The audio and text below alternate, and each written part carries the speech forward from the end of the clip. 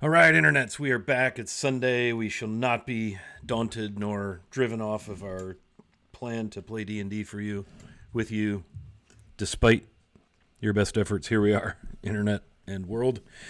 It is time for some Greyhawk Lives, and it is amazingly already episode 3, A Tale of Two Cities. I'm Wiley Hobbit, I'm your host, and I'm going to throw the controls over to our esteemed Dungeon Master, Growed Up Geek. Take it away. Esteemed. I like that. Hi, everybody. Thanks for joining us today. Now that you know that even the classic setting of Greyhawk is not immune to time changes, sorry we're late, but we appreciate everybody who showed up today to check us out. So as always, we are here. We're going to meet the characters, do a quick recap, and jump into the session. We have a lot to get to. I say this every week. It's a great session. These people are great, and I can't wait to get to it. So let's start with our introductions of our characters. We had a newcomer last week, fresh off of reproducing or helping reproduce. Let's start with Lewis and tell us about Beck. So scientific. I'm playing Beck, our monk of the group, who is out looking for basically his boss. He had a little closer relationship with his boss, but it's still his boss. So we're gonna see what happens. Very nice. All right. Our big, both physically and kind of narratively last week, driving force, the Grand Goliath Barbarian, newly crowned member of the Grand Champion of the Fall Festival. Rob, tell us about Storm Chaser. Yeah, so Storm Chaser, Goliath Barbarian hailing from the Atolls, newly arrived, well, not so newly arrived at this point. We've been here a couple of days, or a day now, so not even. Actually, we just got here. Wow, much has happened. Not all good. His new title notwithstanding, he's not quite as enamored of the city as he was a scant 8 hours ago.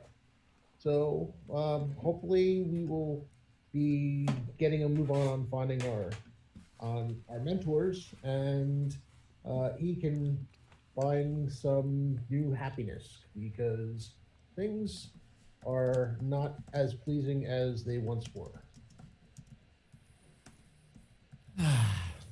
Sorry, I do that.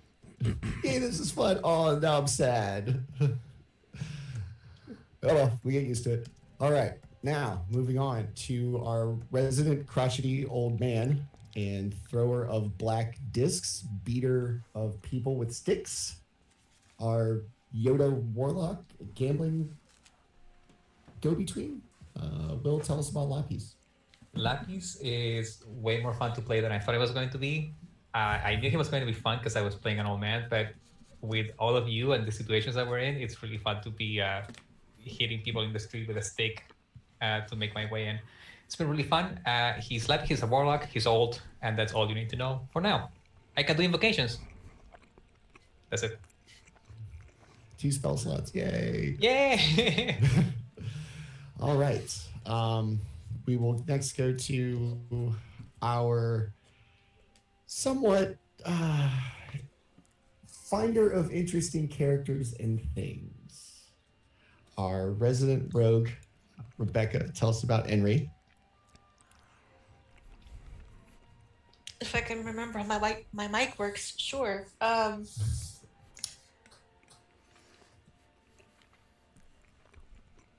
goes my whole mindset. What was the question? Tell us about Henry. Apparently she's really gullible over drunk people. To her deficit. And she enjoys being eaten and going into windows. And stealing everything she can find. Road stuff. Yeah. I'm very tired. Ignore me. It's okay. It's okay. We'll excite you here in a second. And last but not least, our host and my personal dungeon master on Monday nights, Scott, tell us about Selme. Yeah, Selme Isilme Fana. She's a pallid elf from deep in the woods, the forest Vesvi, far to the northwest. She's a ranger. She seems quite content to watch and observe, but also happy to lend a hand when the time comes. Very slight of build, quiet, cloaked, and much more pale in skin tone than you may be accustomed to with elves. Yeah, not everybody gets out in the sun. All right. I am Manny at Growed Up Geek on the social medias, your dungeon master for this afternoon.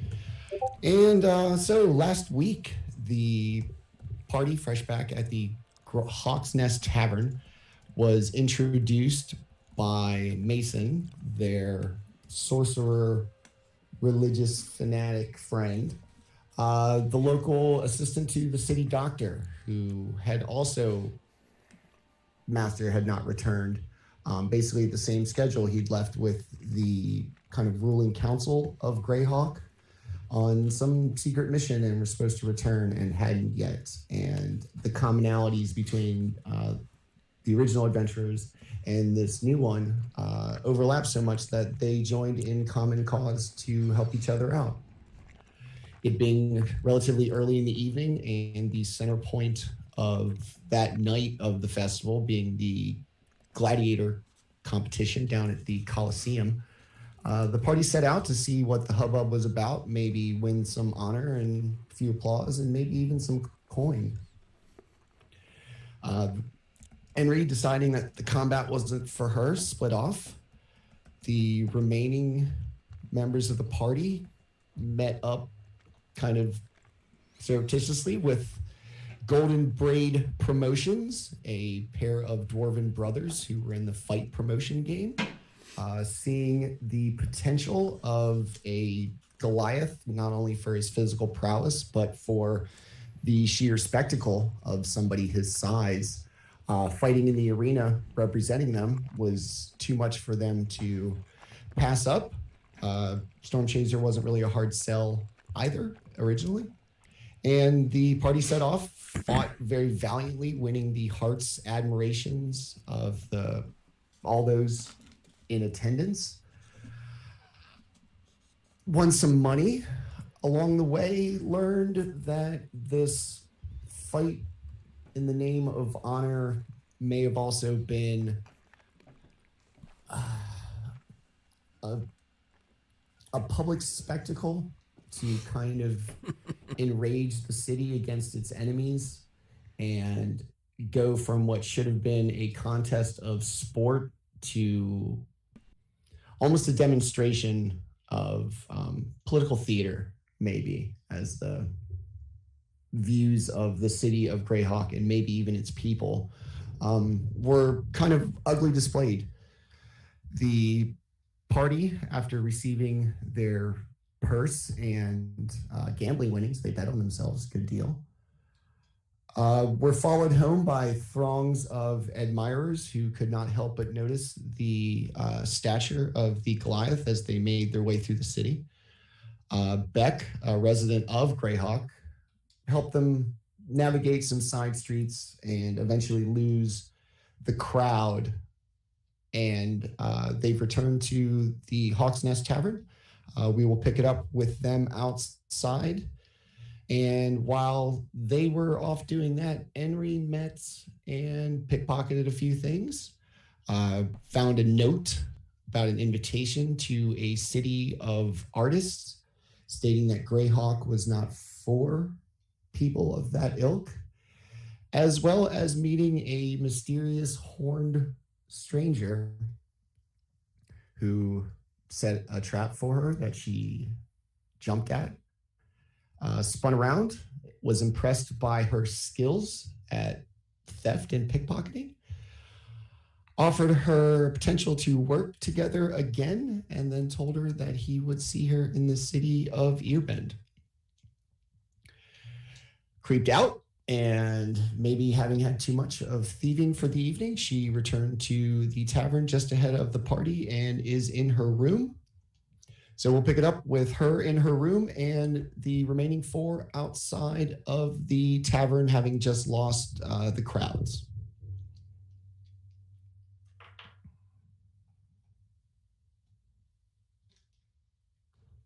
Okay. Would Henry be able to hear them approaching? If her window's still open?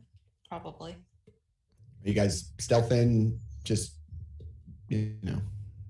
Let's just wait and see if Henry is there. Don't throw me yet. Well, Henry sticks her head out. Oh, thank God. Stares at them. Can y'all get up here? The door's still locked.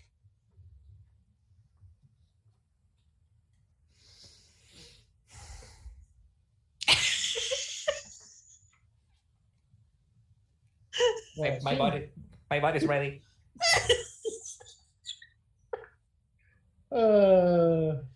Seeing Lapis put his arms up like that, Storm Chaser picks him up by his lower legs and raises him up to the window. He seems a little reticent to throw the old man through. Grab my hands. And don't pull at the same time. I don't want to get taller. Is he able to get him up far enough to get him to the window? Yeah. Just enough to kind of probably get maybe, just above his nose. Like, you're not going to push him all the way in through the window, but if he's got the upper body strength of an old man to do half of a kind of pull up, then maybe. And we can help pull him in. I mean, I rolled with a -1. I got a 4. So I don't know. Henry's going to put forth a lot of effort, but eventually they're gonna pull you. They're gonna pull you through the window. Let's just manhandle the old man. That's fine. You could have gone downstairs and opened the door instead of this. No. Why would I do that? This is more fun. I mean, kind of. Okay, I'll go. And then I'll crotchety my way down and open the door. It'll take me a while, though. Yeah.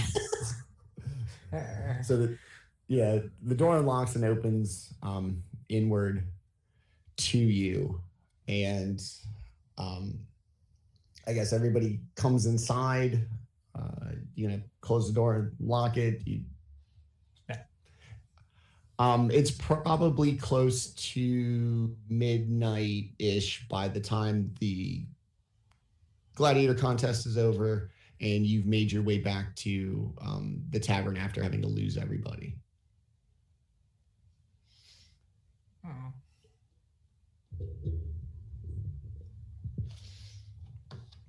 So we're leaving early. Wait, who am I? I'm old. We're leaving tomorrow morning early to go to what's the place? Dark and broody manor.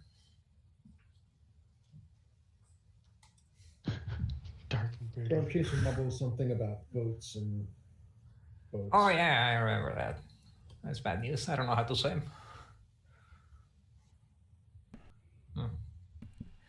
So tomorrow morning early? What's early for you? I'm usually up with the sun. That's pretty early. Early for me is typically any time between now and noon tomorrow.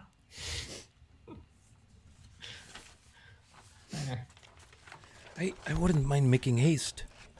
Only I'm concerned for the whereabouts of my father. Well, luckily for you, I've already done my business for the day, so I'm ready to sleep. Me too. I'm tired, and I got stabbed by a scorpion. Should probably take a nap. 6 to 8 hours of naps. Storm Chaser looks at the stairs, kind of curious as to whether he should even bother attempting them. You don't have a room. You can come stay with me if you want, Storm Chaser. There's probably a room in my room if you want to stay in there. If he's able to make his way, thank you, friend Lapis. You'll make your way upstairs. Some of the cross beams and the stairwell, like as you clear kind of up, it's gonna be a little steep. You duck, but you make it. Follow Lapis to his room. It's one of the larger ones. Lana was nice and thought the old man could use some space. So it's one of the larger rooms. It's in the back of the tavern with the window that overlooks the alley. Okay. All right. Everybody's just going to turn in for the evening. All right. After a portion of 6 to 8 hours, in which the group will recover all their resources and imaginary analog of health, the morning comes of Greyhawk, same as the night before, or same as the morning before. The crowds from the festival once again fill the streets, maybe not as raucous as the first day. The kind of commotion from the common room downstairs seems not as much as in past days, but you can hear a slight clamoring of other guests or people stopping by for breakfast. Lana's voice can be heard, politely asking people what they like and providing things for them, saying you're welcome. And we'll pick it up with everybody in their rooms. Beck would have gotten a room that was open from somebody who'd lost money for gambling on the games before Lana had left. So I would have gotten up fairly early, not really feeling all that well from the evening before, but whenever he comes to in the morning, feels a lot better. So he rises early with the sun and is downstairs, I guess, introducing themselves to the owner. Come downstairs. Lana kind of looks curiously at you. Motions you over to the bar. Good morning. I would suppose you are friends of our little ragtag group we have upstairs, yes? Yes, it seems that our interests were aligned, and I was invited to stay. I hope that's not too much to ask. Do I owe you anything for this room?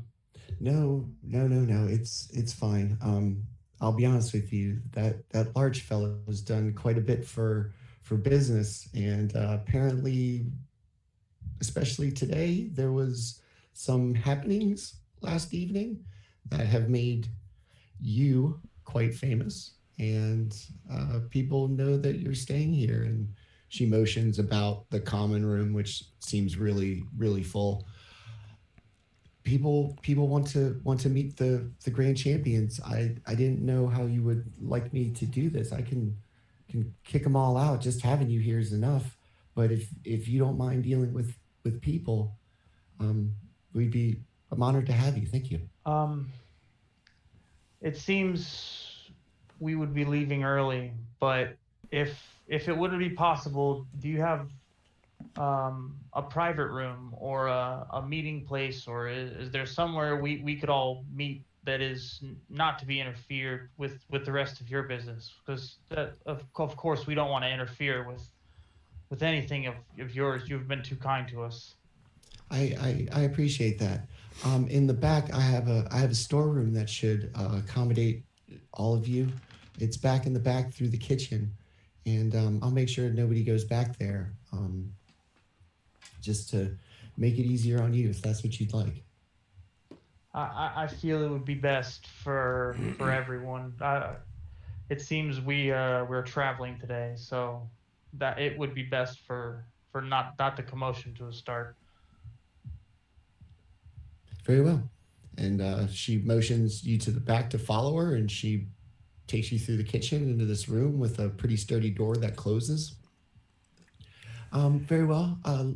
Would you like anything? And as your friends come down, I'll be sure to send them to the room.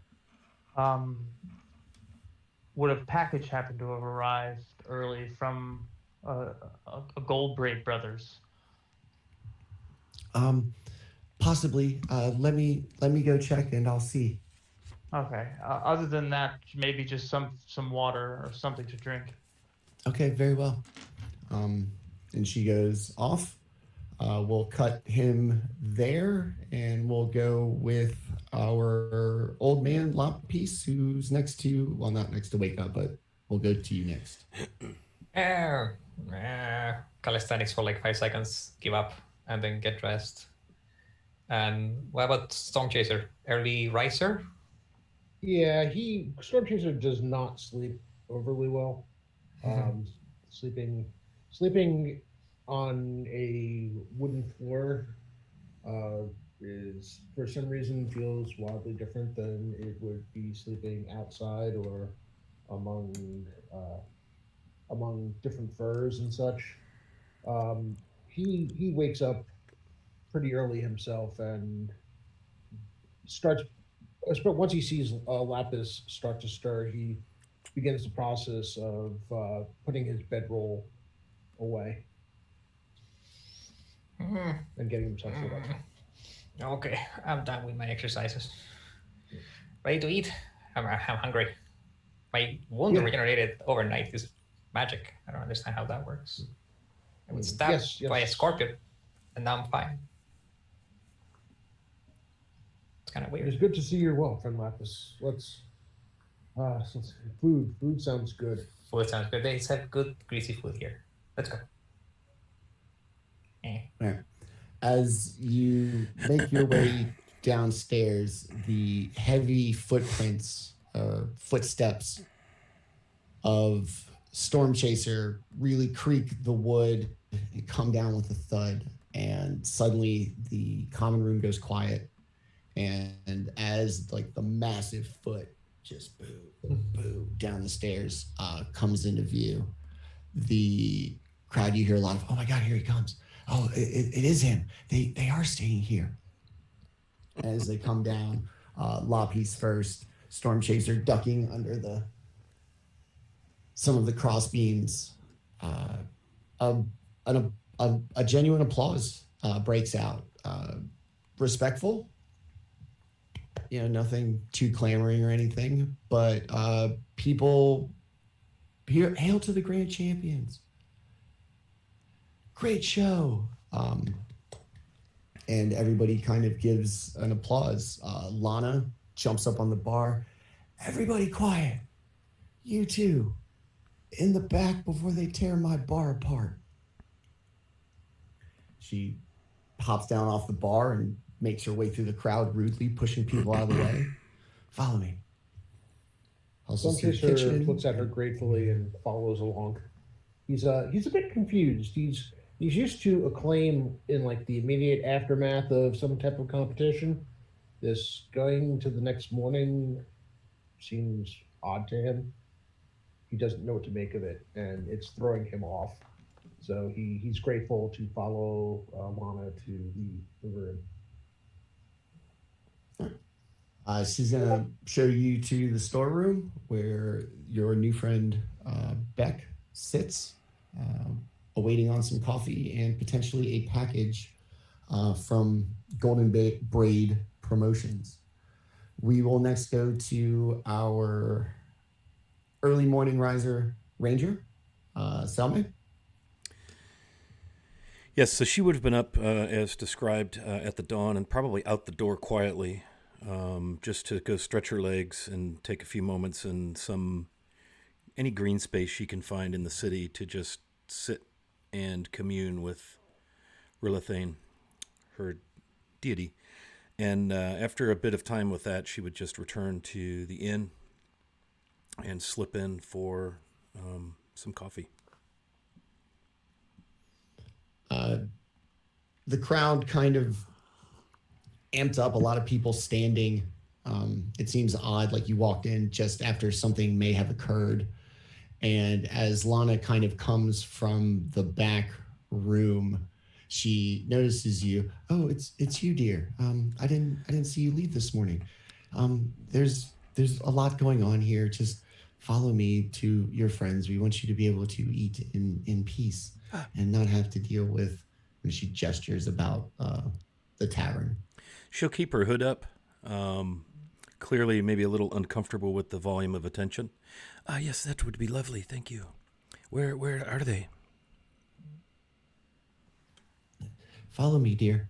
And she kind of leads you through the crowd, once again, still oddly, rudely pushing her own patrons out of the way, and takes you through the kitchen to a room where Lapis, Storm Chaser, and Beck are sitting, sipping coffee, wine, a couple of juices on the table, as Lana seems to kind of check in and drop things off as you arrive and the group becomes complete. We will now go to Henry, our late riser and rogue. The big commotion in the common room, probably rousing her as everybody started cheering and kind of carrying on, plus Lana screaming at the top of her lungs at the patrons. On the contrary, Henry's been down in the main foyer for a while. She didn't sleep at all last night, so she's nursing a mug of coffee and some jerky, and is keeping to herself, grumbling in whistle. As Lana kind of makes her way through the room, she finally kind of notices you sitting off by yourself. Excuse me, dear. Your friends are in a private room in the back, away from all this noise. If you'd like to join them. Yeah, fine, but I got some more coffee. Of course, dear. So she kind of helps you up, seeing that you kind of are probably a little distressed. Leads you through the crowd to the back room, sits at a table with everybody else, and comes back with a large pot of coffee, grand plate of bacon, some eggs, the full continental breakfast of the Hawk's Nest Inn and Tavern. I hope this is enough for everybody. And if you just go out this door to the left in the back, that'll take you to an alley behind the building.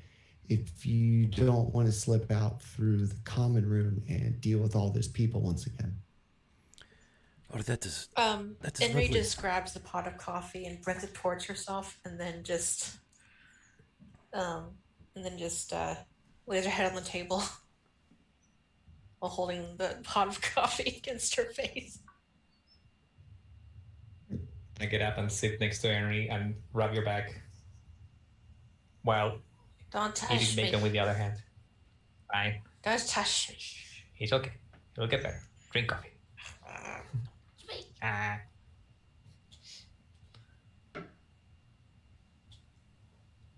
I'll bite you.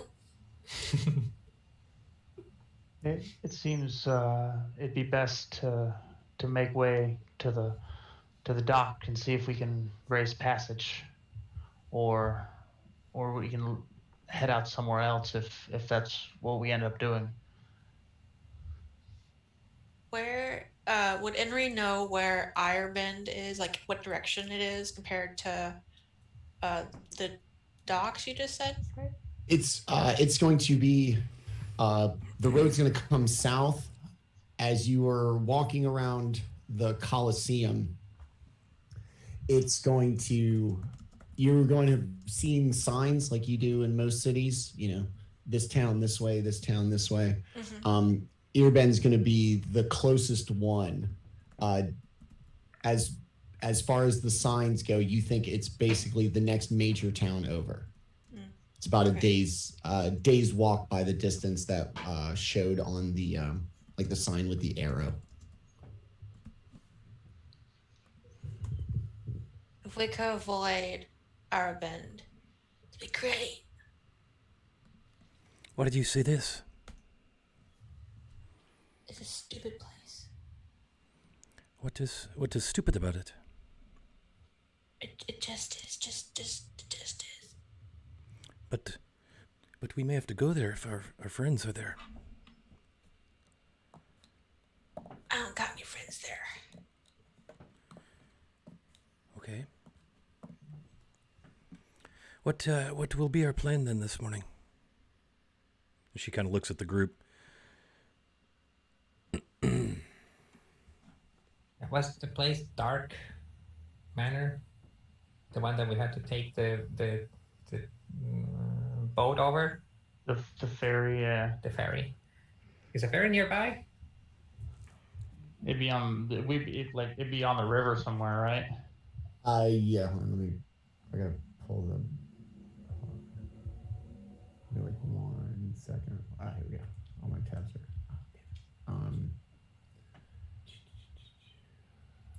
And since Henry, there's nothing but growling, I'm gonna get up from there and go sit next to Storm Chaser. Because I know when a cat is hissing at you, you don't just stop doing that. Go somewhere else. You keep petting the cat. That's how it works. It's for me. So the river that runs behind the city of Greyhawk does not run to Blackfriar Manor. The closest ferry point, you can take the road entirely to Blackfriar Manor. It'll take you through the small mill town of 3 Mile Mill, the crossroad town of Fork, Earbend, and then Blackfriar Manor as they go along the road. Or you could walk to Earbend and take a raft ferry the remainder of the way to Blackfriar Manor. Or you could take the river from Greyhawk to Twoford and then ferry up the other way. All those available by road as well. What would be the most direct? By road, it's going to be through Earbend. What? That's a great choice. Shit. Yeah, I know, right? And then from Earbend, it's either Earbend's a day's walk. From there, it is a few hours by river ferry or another's day's walk to Blackfriar Manor.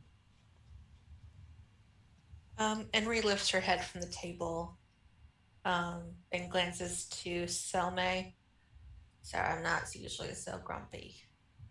But if we have to go to that fucking place. The guy who she pickpocketed was a blue tiefling guy, right? Yes. If we see a dude like this old guy, but younger, I'm gonna fuck him up. You know this person? No. But they know me and I don't like it. Oh, that is troubling, yes. Well, perhaps we can avoid the Earbend and go a different way to the manor. Well, he wanted to work together with me, but that doesn't. I don't work with people. I don't know. Oh yes, you want to be very careful. Yes. Well, we will keep an eye out for this person, this tiefling. Her head goes back into the table. Selma has a fairly substantial pile of bacon on her little plate and goes back to, she does have her hood back now, goes back to eating bacon and just listening to the group.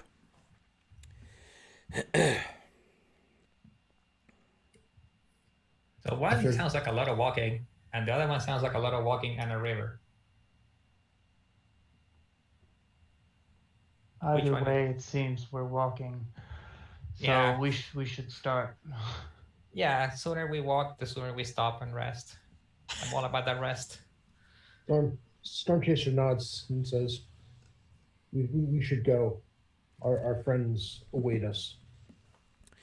Yes, and he's seems to be fidgeting a bit. perhaps we should All of leave you? out the back way. Yeah. I believe it best. Are all of you here to see friends? Just friends? Well, one is like my mom, but kind of, not really. Close enough though. Wait, but you're like a super old man. I know. She's so much more older. It's like, oh my god. Oh my god, how old do we get? I don't even. Well, I read somewhere that we get like 120 something if we take care of ourselves. I haven't. So I have like 5 more years in me, probably. If I'm lucky. But the way I'm eating this bacon, probably not. And he just stares at Lapis? Lapis, Lapis, and just like blank stare for a bit. It's a hard life. It's a hard life. All right. I guess as you kind of get up and seem like you're ready to leave, Lana pokes her head in with a large, relatively large, probably about a 2-foot kind of stack of things wrapped in burlap and tied with twine. I believe this is for you. And she hands it into Storm Chaser. And on it is a label that says the trophies of the Grand Champions. He's kind of curious and takes a look. He unwraps it, and inside appear 3 golden, like laurel crowns, all size appropriate somehow for the 3 combatants in the tournament. Those are beautiful. He's staring at it and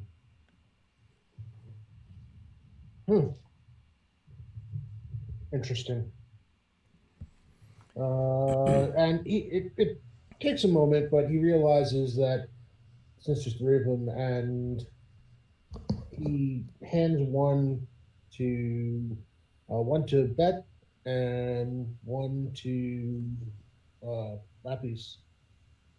And says, I think these are yours. And he's not paying too close attention to making sure that they're the right size ones for each of them. I'm assuming that the 2 of them were probably somewhat close in size.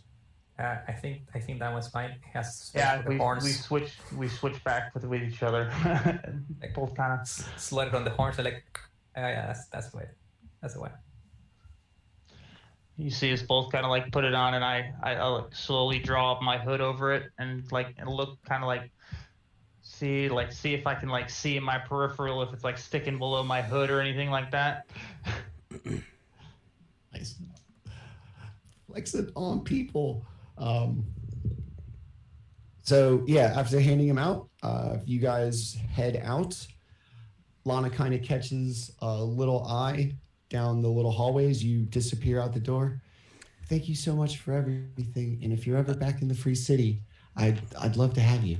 Selma will hang back for a second, and she will lean in close to Lana and give her half an awkward hug, hood back up, and she will press 5 gold pieces into her hand. For everything you've helped us with, you've been most gracious host. I hope that I will be able to come see you again. Thank you, dear. I appreciate it. Now, you be careful out there. Yes, of course. I want to kind of be like right there and see if see if the package had come or not, and then I guess if it hasn't, I guess I want to say if that package arrives, would it be possible to have it forwarded some way? Of course. I have this thing that basically is a beacon that if you held on to it, I would attach this other end to something, and it would magically find you. That seems like it would work. And I guess I would like to take a small like satchel off my hip, and in it would be 30 gold. And I said, um, this is for everything. I do appreciate everything you've done for this group. I'm sorry if we caused you any trouble.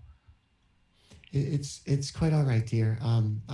We could use the business in these dark times. I just hope that this boom continues after the festival when everything goes back to normal.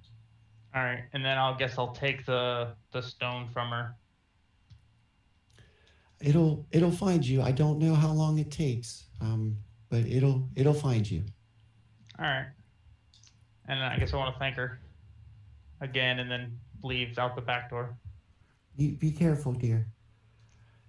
You make your okay. Go ahead. Well, Henry wants to attempt to steal the pot of coffee. This whole thing.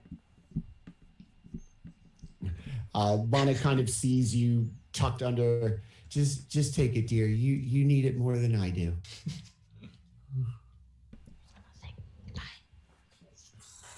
She'll go. She waves. So you make your way out the back door through the alley, heading south along the way, passing the Colosseum, the site of the previous night's triumphs. Sounds like there are competitions of some sort going on inside, but nothing as loud or as raucous as your performance the night before. And as you make your way out the city through the gates and along the road, it's a absolutely gorgeous autumn day. Slightly chilly. Colors in full display. Reds, oranges, yellows everywhere. Fallen leaves, some still on the trees. Just an absolutely perfect autumn day. After about 3 miles, you come to 3 identical large windmills, all standing idle, but with just tons of carts full of unmilled grain, seemingly left to be dealt with until after the festival. About 16 to 20 carts of, like I said, grain covered in burlap tarps. And you wonder if the miller's going to be able to do all this in time before it potentially rots out here. Seems to be a lot of grain. And with nobody here, and as much as you see kind of piled up, it looks kind of weird. This is now we're outside the city now. Yeah, it's going to be the next, as you travel along the road, it's going to be basically the next kind of thing you see. It's 3 Mile Mill. It is,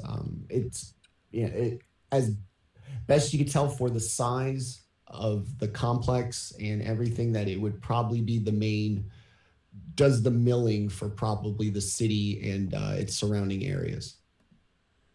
So at almost as immediately as they leave the city, and especially once they get past the outskirts and crowds begin to die down, Storm Chaser's demeanor takes a definite turn for the better. He seems to have that initial lightness about him that when you all first met. He is definitely, you can tell that he's happy to have left the city and be on the road. Though he does furrow his eyes in concern when he sees the grain all left like that. It just, while he's not used to, mass production or mass milling and such, it does seem odd to his eyes. Yeah, I think he moves closer to take a closer look. Yeah, I think Selma would also take an interest in that. And once they get out of the city proper and out beyond the walls and into the countryside, she will unhood herself. Seems like such a waste, all this grain. I hope they can deal with it before it goes rancid. Everybody who wants to look around at the carts or the mill, give me a nature check, please. I'll have my 9th level fireball held. Ready? Okay. I have a That is a 14 for Storm Chaser. All right. Selmay has a 16. All right. I got a 14 as well. It's the grain all looks fine. It looks perfectly ready to go. Your limited knowledge of milling is going to wonder if they can get this all done. As it currently sits, as you look at it, the grain all looks fine. But without a complete idea of how long it would take to mill all this, you don't have any other reason to be concerned other than kind of being overwhelmed by the sheer volume of grain that just sits waiting to be milled at some point. Yeah, I think Selmay's just looking at it more from an aspect of her understanding of nature and how things must be taken care of once they've been harvested. But yeah, she has no concept of commercial granary operations or anything like that. Yeah, the things get to us. It usually comes already done. I have no idea how this works or why it's sitting here. Or where's the person in charge of this? We should just get it in flower shape. All those carts will be gone soon enough. We must make haste for this year bend. As you continue on down the road, you come to a essential fork in the road. At the fork in the road, you see a sign, "Welcome to Fork." Underneath it, 2 arrows, one to the left and to the east, with the word Blackstone on the arrow. The other one pointing to the right and to the south and says Earbend. This town looks almost abandoned. You see windows boarded up. Everything looks to be in disrepair. You have not seen a person.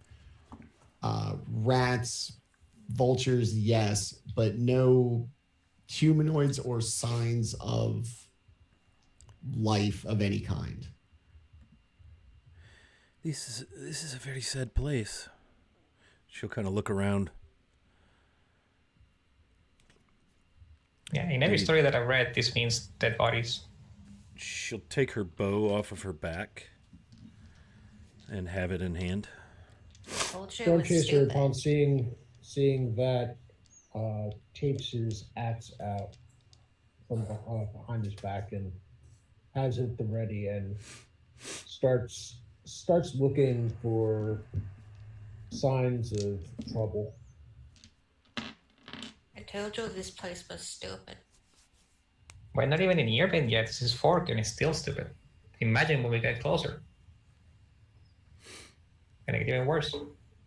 Just drink some of the pot coffee. As you kind of poke around in the buildings, everything's dusty, dirty. It looks like it may have been this way for quite a bit of time. The streets are all muddy and gross. Smells like sewage. And it almost looks like this town was just a I don't know about overnight, but just completely abandoned.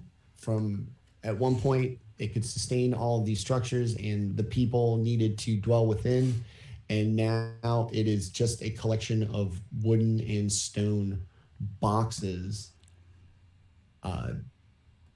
that if it was to disappear tomorrow, you doubt anybody would even notice, much less care. Storm Chaser turns to somebody. I do not like this from Selma. I agree. This place seems haunted. We should keep moving quickly. I do not feel comfortable here. Which way? It seems we've either been led astray or this sign is misleading for it says Black Rock is to the left this way, but yet all of the other everything else we've been told, the quickest way is through another place. Now, Black Rock is another city. Okay. Yeah. Okay. Sorry. Sorry. No, it's fine. All right. So yeah, I guess we're gonna go to the right. Okay. As the kind of nasty feeling and gray kind of existence fades behind you, the morning turns into midday. The sun comes out. It's not as chilly as it was in the morning, but it's just absolutely beautiful. Light breeze. All of the leaves fluttering off the trees, and a few hours go by uneventful. And off in the distance, after many hours completely alone on the road, Selma is going to first notice a figure walking alone on the road coming towards you. She'll hold up her hand to the party. Someone approaches. She'll hood up. Henry steps behind Stormchaser. Perhaps we wait here and Stormchaser see has his who it axe is. in front of him, holding it with one hand, just to emphasize the point. After making the party aware of the figure, it slowly comes into view for everybody else. It stands in stark contrast to the colors of the environment. It looks to be a small, from the distance, humanoid figure in gray and blue robes, hooded, maybe a slight hunch of the back. And as they continue to get closer at a very slow rate, you can almost hear what sounds like a melodic whistling, almost. And just kind of slow and steady with a big black staff, the figure kind of makes its way to you, hardly noticing your presence, or at least caring. As it gets even closer, there is a tabard on the robe that you can barely make out, of a crescent moon against a field of 13 stars.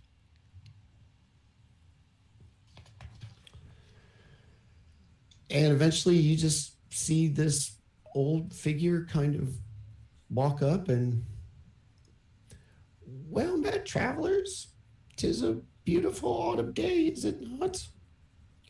Where might you be headed? The festival is behind you, is it not?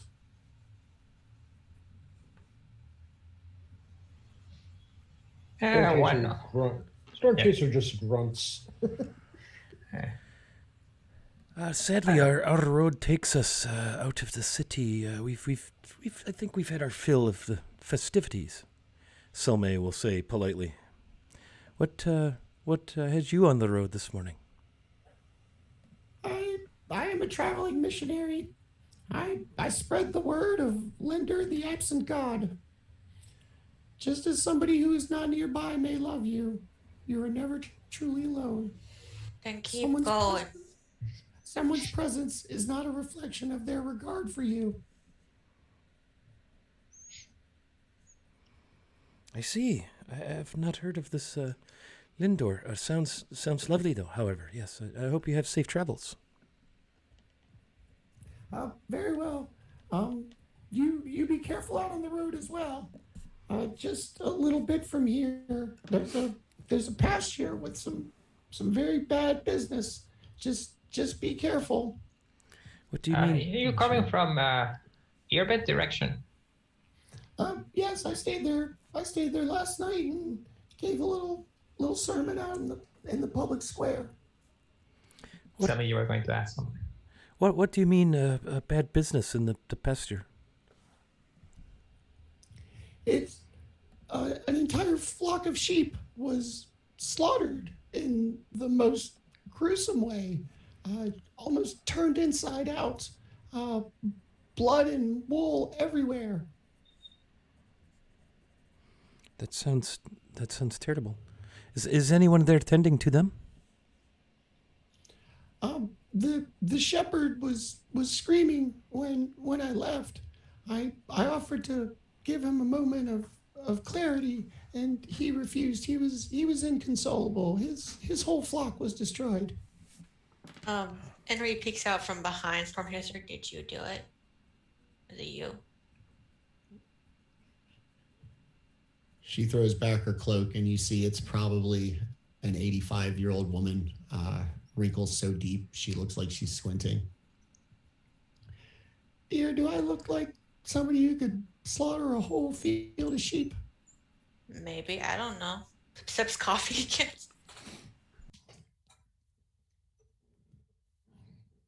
That guy's old, but he does stuff too. Yeah, there's old and there's old. And just Capital low, travel, small low. so I just travel the world spreading the wisdom of Lender, but I'll let you be on your way. Safe travels. Yes, And to you too. She throws her hood up and goes back to humming her little melodic tune as she kind of shuffles off in the opposite direction. Careful, Henry's- you pork. There's nothing there. It's just vultures and rats. So pass it on. Henry's eyes just narrow watching her leave. I bet it was her. Old people are crazy. I know.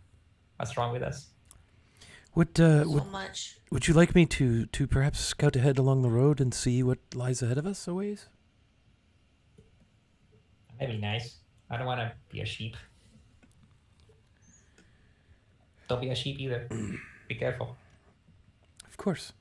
Stormchaser frowns and he says, "Be worried, Prince Selma." I shall. Thank you. She smiles. So are there tree lines, Manny? A ditch, anything? Are we out in open grassland? It's a lot of trees and grasslands. Like I said, it's very fall. Everything's Okay. kind of, if it's grassy, kind of that deadish brown. If it's trees, very covered in foliage. Being out in the countryside, the grass is going to be a little taller, probably about waist high, having a whole year, Okay. having grown, and the leaves and everything all over the ground. Okay, so she will try to kind of stealth her way. She's going to get off the road into any, lower ground ditch, grassway, to use that for any concealment and try to stealth her way. Obviously moving at half speed. Just wait here and let me give me about 5 minutes up the road, and then you can follow along.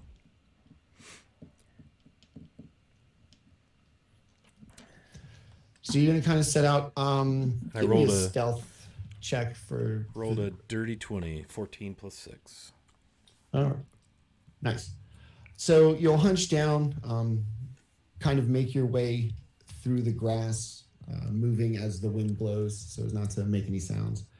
And as you kind of make your way, you see behind a couple of trees, immediately off the road, some of the longer grass kind of stamped down, as if somebody had been standing there waiting. Okay. Off the road. Yeah, let me investigate that. And I get to Okay. roll that with advantage for one of my racial feats. Yeah. That is a 13. It's going to look like somebody has been standing there's 3 of them, around 3 trees. It seems like somebody was standing here quite a bit, possibly doing what you're doing, taking advantage of the high grass, and maybe was knelt down in potential for an ambush. Okay. I will go on double Jeopardy high alert perception, auto 20 success kind of thing, that kind of thing. just going to All call that. tricks. Where are you going to be in relation to the party? I'd say I'm probably a couple 100 yards up the road. Okay. I want to get out in front of them. So I'll stop for just a moment, check out that spot, and then continue to move, head on a swivel, continuing to stealth if I can. As you kind of continue to, I guess, cut back across the road every now and again to see perspective from the other side. Yeah. You start to see a lot more of these kind of tramped down spots the further you go, as if whoever is attempting an ambush was trying very hard to stay in front of whoever they were ambushing. Okay. Can I tell if it looks like different sized foot sizes? I know we're talking about grass, so there's not going to be like footprints. Any way I can try and guess roughly the number of individuals, or is it the same person? Give me investigation. 14. They all appear to be the same size. Okay. At least. Yeah. I think what I'll do is hold my spot here, maybe creep a little further ahead to see if this pattern of tracks continues, and then hold my spot and wait for the party to come up the road. Okay. I got to die. So the party makes their way up. The wind's blowing. There's leaves, there's rustling. And the party's going to slowly make its way up to where you're going to be crouched like on the side of the road. Yeah, I'll just wait until I attention. can see and or hear them. I'd like to kind of warn them and explain what I've seen. Okay. Just as the party kind of makes its way to you, within about 40 feet, you start to hear them.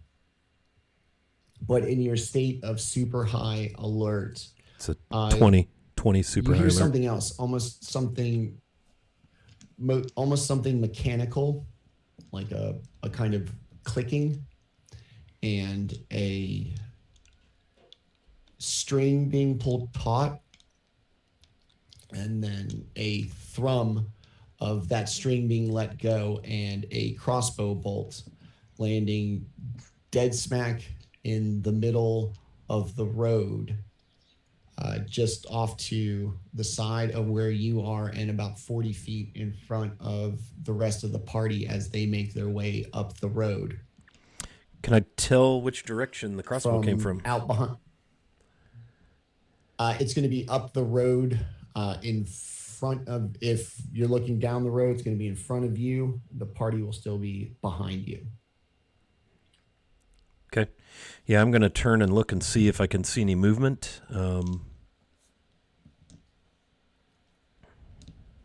Down the road, about 60 feet from where you are, you see somebody large poke out from behind a tree that would make you think that this would be the same location that you've seen all these other little pieces of stamped down ground. Okay. I'm going to stand and see if I can hail the party real quick. Just turn back to them and give them a universal stop sign, and then point very quickly up the road, hoping they may have noticed the bolt, and then get back down in the grass and see if I can't get a bead on where that was, so that if he pops out again, I can fire at him. Out from behind the tree, a large human, not wearing a helmet, but in full plate mail, with a short sword in one hand and a hand crossbow in the other. The next one will not miss, I assure you. About 40 years old, scarred face, very large green eyes, and so sword at the ready, hand crossbow out. How far up the road is he from me? About 60 feet from you. Okay. And how far behind are we at this point? You're gonna be about 30 feet behind him, so 90 feet from you to the mystery assailant. Do we hear him? From 90 feet, yeah, you can hear him. He stepped out. Like I say, he's in a gleaming plate, standing in the middle of the road. You can't miss him. I'll raise my I bow believe you have something of mine. with the arrow knocked, and I'll stay crouched. What is the manner of your business, sir? For my range far exceeds yours, and I do not miss either. He puts his hands up. My quarrel is not with you, Fair Ranger.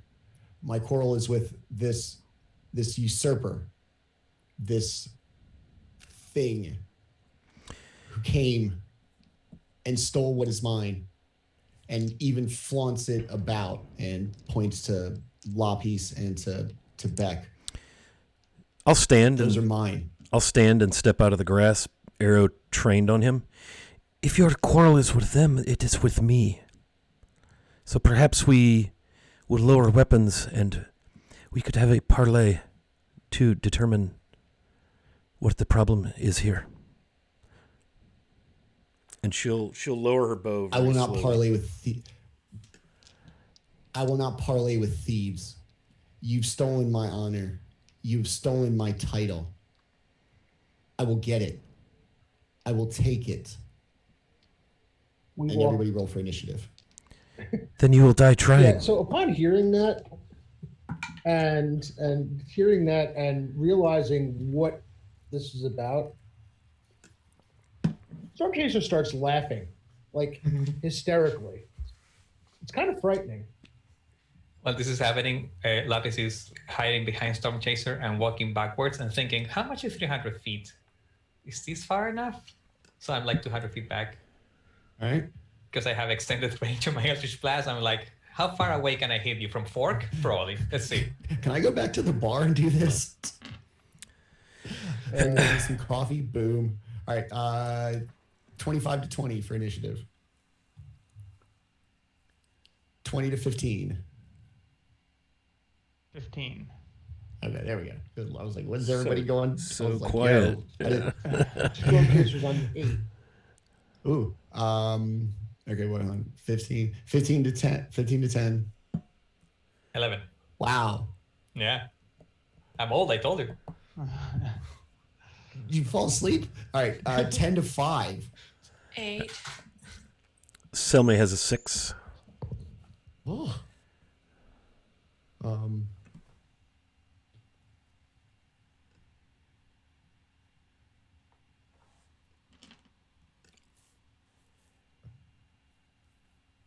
Lobbies, what'd you get?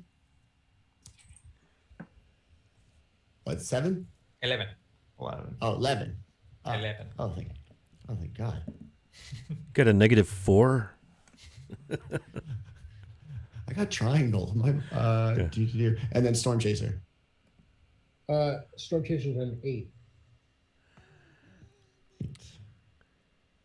My die came up 20 and then rolled over to a 2. I was like, oh yeah. Okay. All right.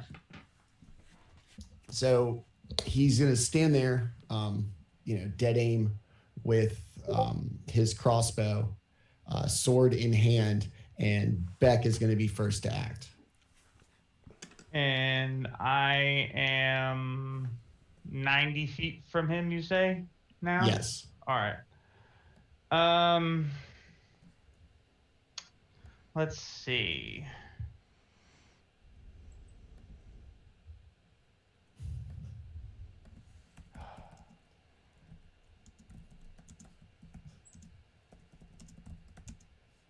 Not a lot to do from that far away. No. You're just kind of gonna see me just kind of like get real low real quick and then just kind of like spring forward, and you see like a little like poof behind me, little dust coming up, and I'm going to move up 80 feet. Whoa. Yeah, I'm going to spend a key point and use the dash action as a bonus action. It's called getting there. Yeah. And not wanting to close the entire like gap on him, I wanted to, like, as I'm moving, I want to draw a dart out and like just kind of like fling it forward as I like come to a stop, so it's like carrying inertia. Like it basically looks like I just like launched it at Mach speed. All right, very much the Flash. Go. Yeah. All right, that's a 14 plus 5, so 19 to hit. Yes. All right. Sadly, not too much damage. That's 4 points of damage. Not expecting that. Despite his attempt to kind of slap the dart out of the air, it'll connect and hit him like right between the seams of the plate here in the shoulder. He gives a kind of satisfying little laugh after looking at it. Maybe it wasn't a fluke. Your death will still be the same. And Lapis. Lapis is going to gauge the distance and move further back a little bit and to the side to get a clear angle and throw an Eldritch Blast and say something that the person can't hear because I'm fucking 250 feet away. 21 to hit. Yes. And the disc is going to arc and go around and like a boomerang hit for 10 points of damage. Nice. Clearly not expecting something from another zip code. While standing there already, it's a disc, right? That's the only thing that hits. Yeah, that's the only thing that works. That's the one shape that works. So very Tron-like, the disc kind of comes in on a huge arc and clips him in the shoulder, stunning him completely, having no idea that was coming. And from the distance, there's an old man holding a stick, hanging in the air like a fucking Like a flag. person. All right. Yeah, nice. All right. Henry, 90 feet away. Okay. Just take the last sip of coffee. Throw it on the pot. I'm out of coffee. Damn it, I'm out of coffee. Son of a... You'd kick ass and drink coffee. I'm all out of coffee. I'm out of coffee. I'm in a bad mood. Well, that's a tragedy now. So take out our short bow and walk forward 10 feet and do a fiery do. Does she get to rage since she's out of coffee? Suffers the level of exhaustion. Caffeinated barbarian. 24 to hit. Yes. Of the Arabica tribe. 4 damage. All right. Also, seeing the projectile coming towards him, he once again tries to kind of parry it away with a sword to no significant effect. The arrow is going to clip him like in the thigh. I don't remember seeing you out there. You'll die just the same. I'll spare your life if you give me coffee. I want my honor. Damn your coffee. Fuck you. And Selmay, next to act, closest to... Yeah, she'll stand fully erect still, and seeing that he means to harm the party, she will try to fire an arrow from her longbow and hopefully bury it in him deeply. That is a natty 20, folks. Okay. Nice. So it's max damage plus die. Yep. And the die is a 7, Chain so of that's rules. 12 and 7 is 19 points of arrowness. All right. Wow. his attempted defense here not going so well to knock projectiles out of the air.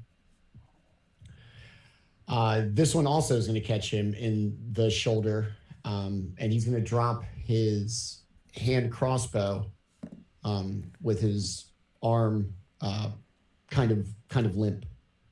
And Storm Chaser next to go. How far away am I from him? 90 feet. Home plate to first.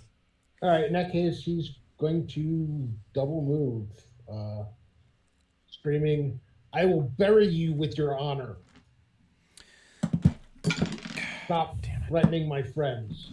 Selmay will go ahead and move 30 feet wider away from the path. All right. Just to stay away from this dude.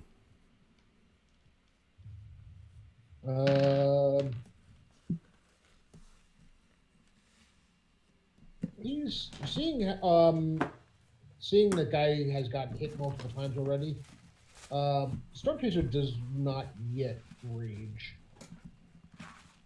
mostly because he has to be able to hit somebody first, or be able to hit somebody once he does. Then it's game on. All right, so that's gonna be it for you. Close the gap. Yep. Okay. 60 feet. And all right, he is going to seeing and feeling challenged by your charge plus his kind of built-in animosity as his motivation here. He's going to close the distance to you while screaming about his ancestors. And Does he move past me in my field? Wait, Because I was 10 feet in front of him. Because I stopped 10 feet short. Okay, you the dark. guys are going to be essentially side by side with distance. Wait, no, hold on. You moved 80. You moved 60. Yes, he's going to move by you. Okay, so yeah, he's gonna. I'm gonna swing at him with my staff. Okay. That's a 17 plus 5, so 22. He is going to parry that away with his reaction. For any time he is attacked by a melee weapon, he can use his reaction for a +4 to AC. Oh wow! And he's going to parry that away as he runs by, as he runs by, and he's going to roll up on Storm Chaser and take 2 big swings with his greatsword, one of which being a nat 20. Ooh! So that's 15.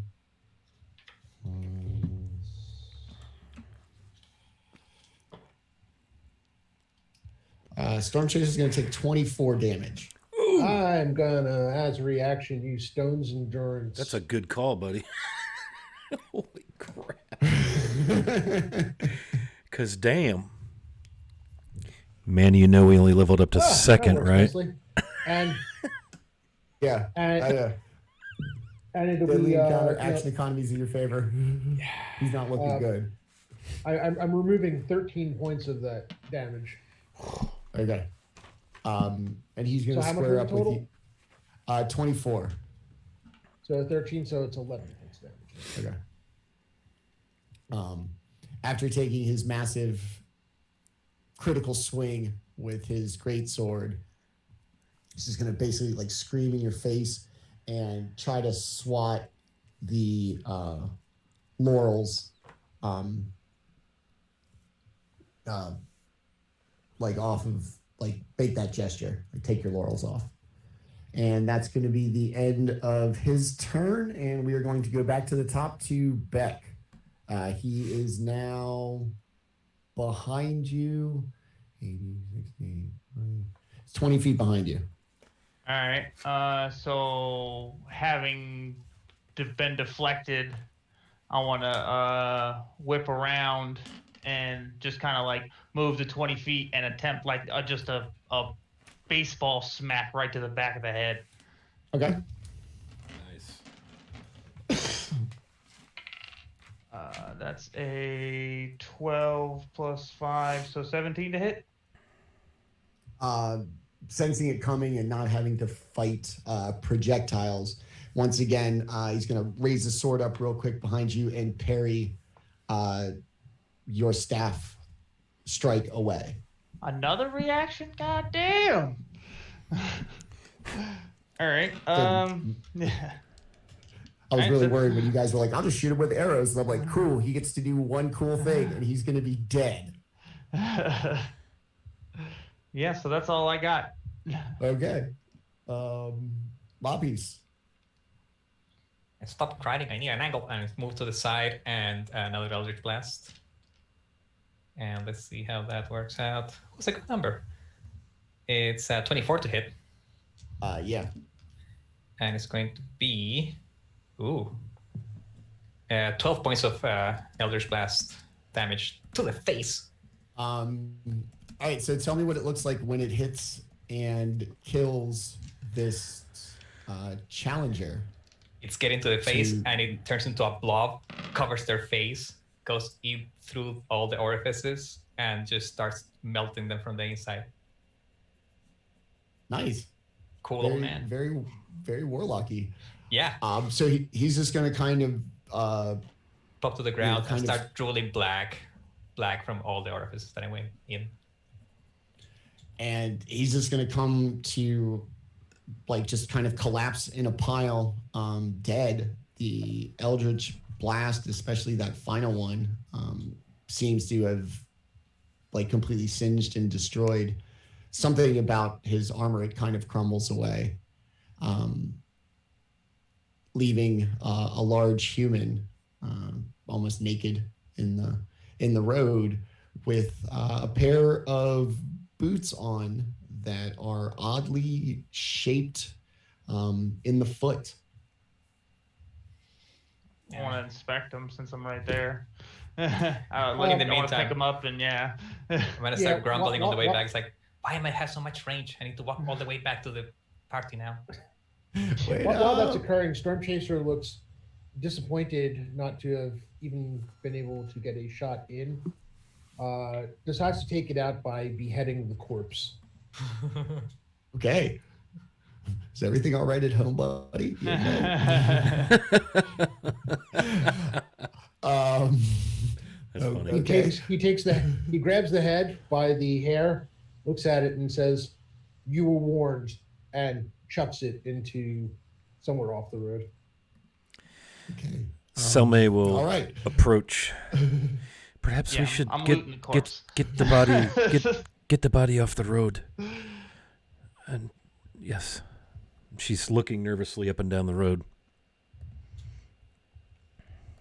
We committed no crime. This is self-defense. Is she We have our able? own alibi. We're fine. Is she able to retrieve her arrow, or is it destroyed in the critical shot? I don't know how you handle ammo. She'd be able to get it. Okay. Yeah, she'd be able to get it. Okay. We'll do what we do here. Assume half Yeah. recovery. Okay. Is that what we do on Mondays? Okay. That's how we'll I do do assume half recovery. Okay. So the now headless body of this person who tried to rob you, or maybe rob you, in his pockets, you'll find 15 silver, and the boots appear normal from basically the ankle up. From the ankle down on the actual like shoe part, they are two different sizes. Not even the same shoe, two different sizes. Like they're two different shapes and two different sizes.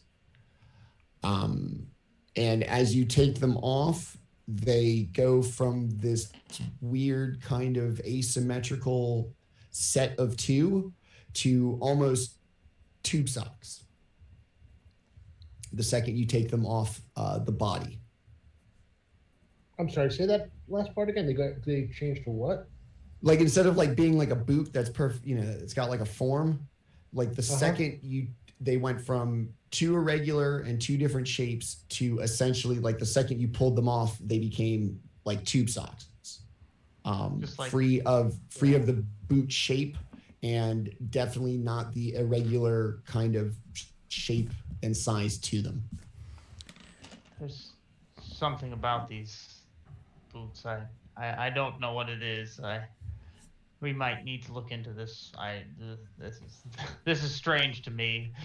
I'm still waiting to hear from HR, and I should be able to help identify what magical items do in a while. But HR, Humanoid Resources, hasn't got back to me yet, and I can't do it.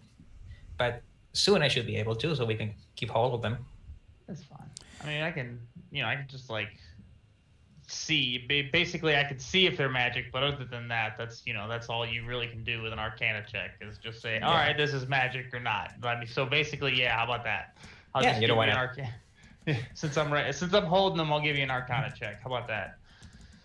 Yeah. All right, here we go. It's not too bad.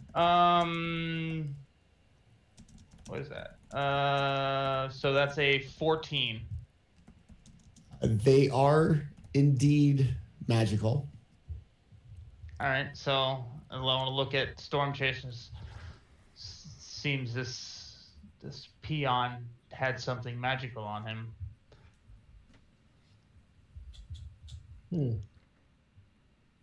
He looks down. Actually, Storm Chaser is curious. Is there something about this guy's legs? I mean, was one foot larger than the other?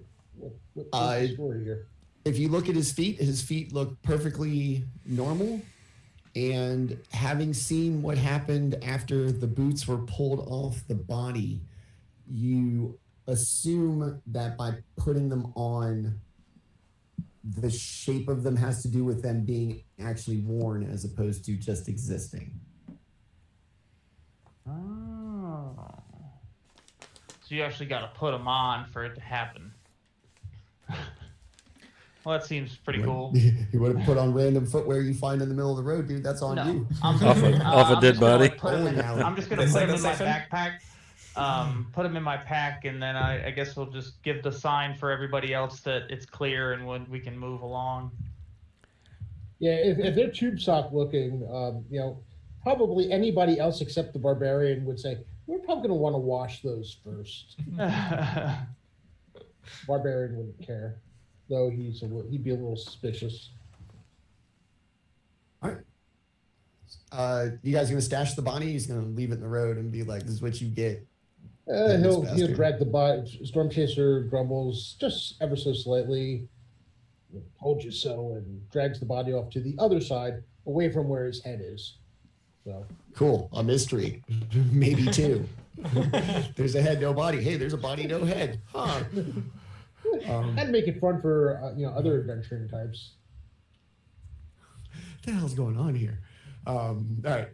So you settle out, and after hiding the body and hopefully kind of calming down, dropping it. I think Selmay will want to check Storm Chaser. Do you need to be healed, tended to? You took quite a blow with that sword.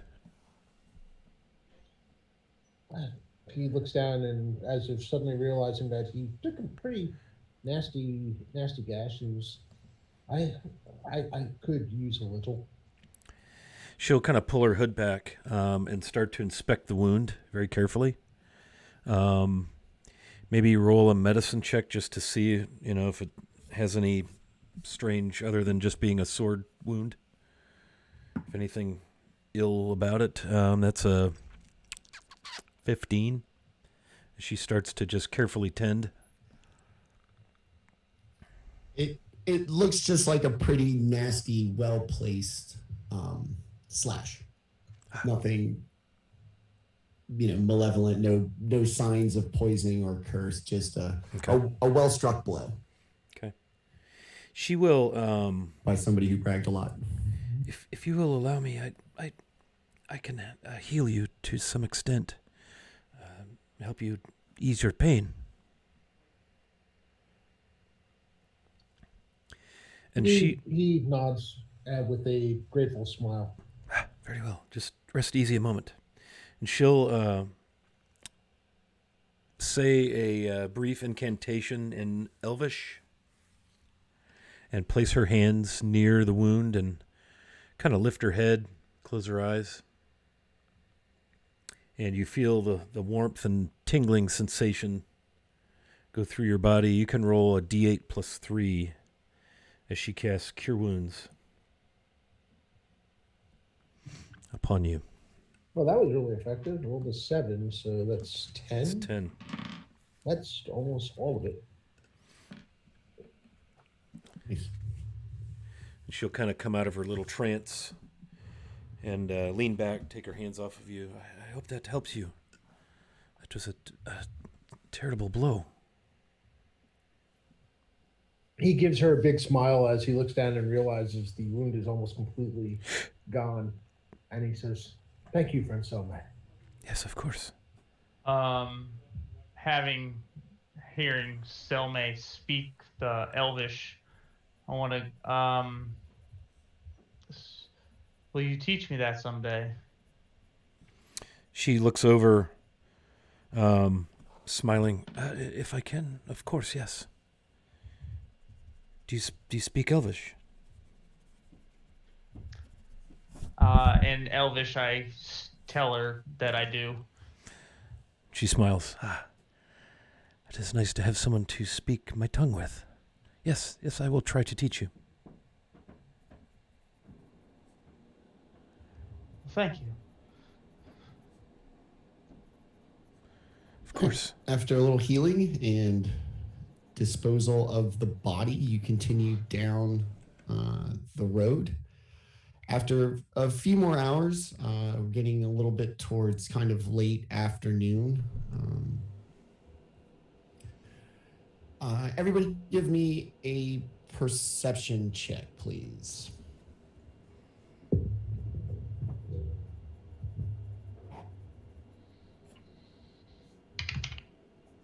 Ooh.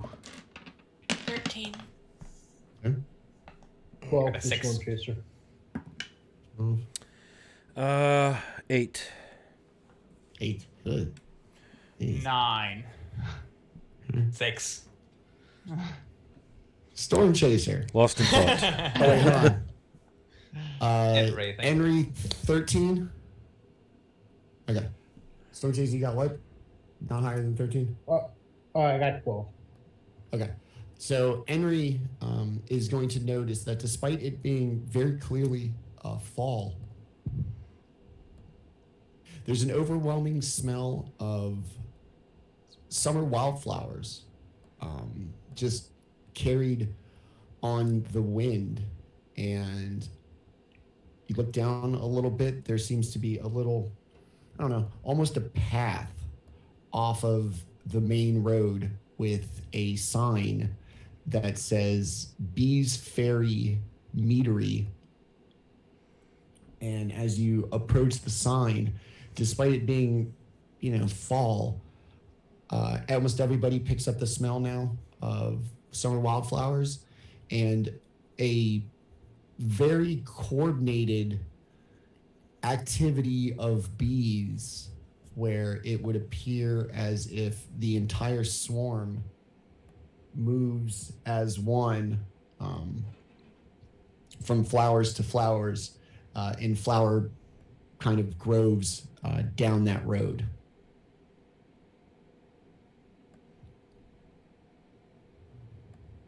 You say it's getting closer to evening? Now you're going on the road. Yeah, late afternoon. Shall we stop for something to eat here? It does smell wonderful. And Selma will be watching the bees very carefully. Just What happened with all the dead sheep? apparently we haven't traveled that far up the road. Oh. All right, so you guys gonna check out the meadery? Yeah. Okay. You're gonna go down this. It's almost a path, and you start to get a little closer to the river. You hear kind of a rushing water in the distance over the breeze of the fall. But as you kind of come through the tree line into this large grove that approaches the shore, of the river, it is full and a bloom of bright and beautiful summer wildflowers. The entire grove, it's massive, it's filled with bees. There's a giant 2-story wooden structure in the back along the banks of the river, and at the top of the kind of grove of flowers stands an elf who appears to somehow be color coordinated with the season, standing on a tree stump. And as she moves her arms, the bees and the flowers seem to respond as the bees float from where they are to where they go, and then off into a giant series of boxes behind her. And she's just standing there waving, bees and flowers moving as she does so. I think Selma will just stand there, like transfixed almost, watching this scene with a kind of a faraway look in her eyes and a faint smile as this elf apparently commands or communes with the bees.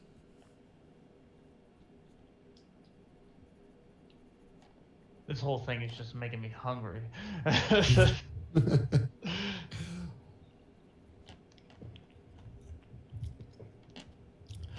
So she continues to just kind of stand there. It seems that she has noticed you, and as she kind of sees you come down the road, she almost kind of stops waving her arms, and the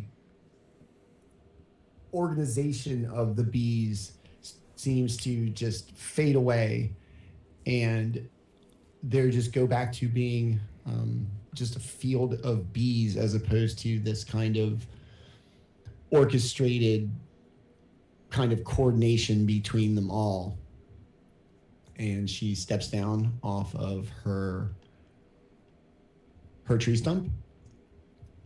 Oh, welcome. I did not expect anybody here. Not a lot of people take the ferry, and the meadery is closed for the season. I'm just here to get the last little bit of enjoyment with my friends here before we close down for the season. I am Renesmee. I'm the druid of the meadery, and I keep the bees and the flowers so that the mead continues to be made.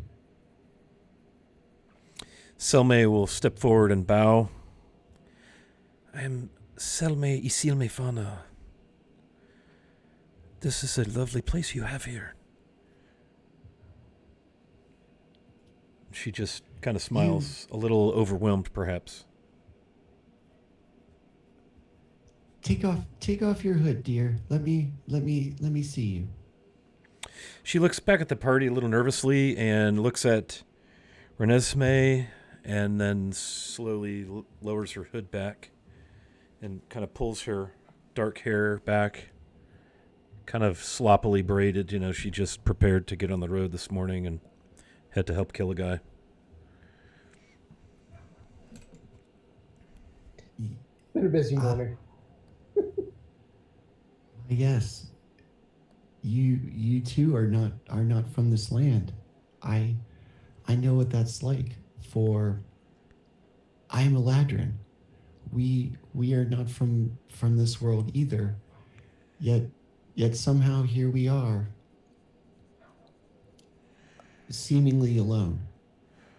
Her eyes just get, I mean, they obviously remain almond shaped, but they definitely widen, very blue and piercing against her very pale skin, her dark hair in contrast. It is a pleasure to meet another. And she smiles. Ah, yes, little one. This is it's a strange land, but it has its treasures. Uh, the the touch of nature, the call of the flowers, it cannot be beat.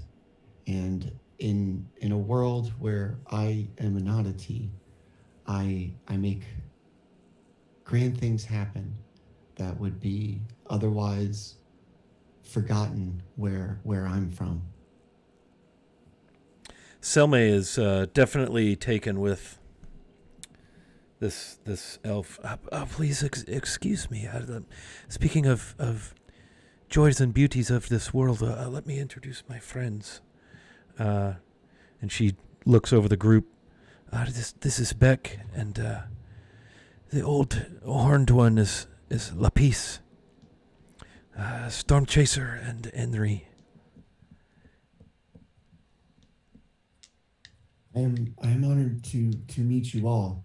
I hope that you two share the love of the place and of nature, and that you two hold nature to be above all corrupting forces.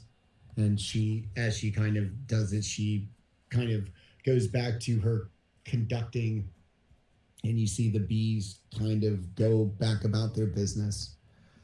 I will be sad that they will be asleep soon, and I will just be left to tend to this grove of flowers throughout the year without my friends. Selma kind of hangs on her every word. You mentioned the ferry. Is it far?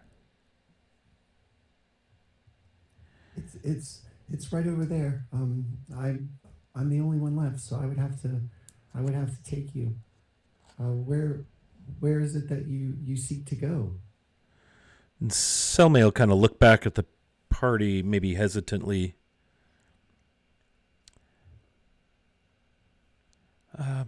To the manor. Ah, the meeting. Yes, we sent a large delivery of mead uh, over a week ago, for some officials from the free city. Um, is is that where you're going? As you can see, my friends are just the bees. Do not have anybody to talk to until the spring, when everybody returns to the meadery. Yes, of course. So if we could go there, that would be ideal. You say so? You live here all by yourself while the meadery is closed through the winter.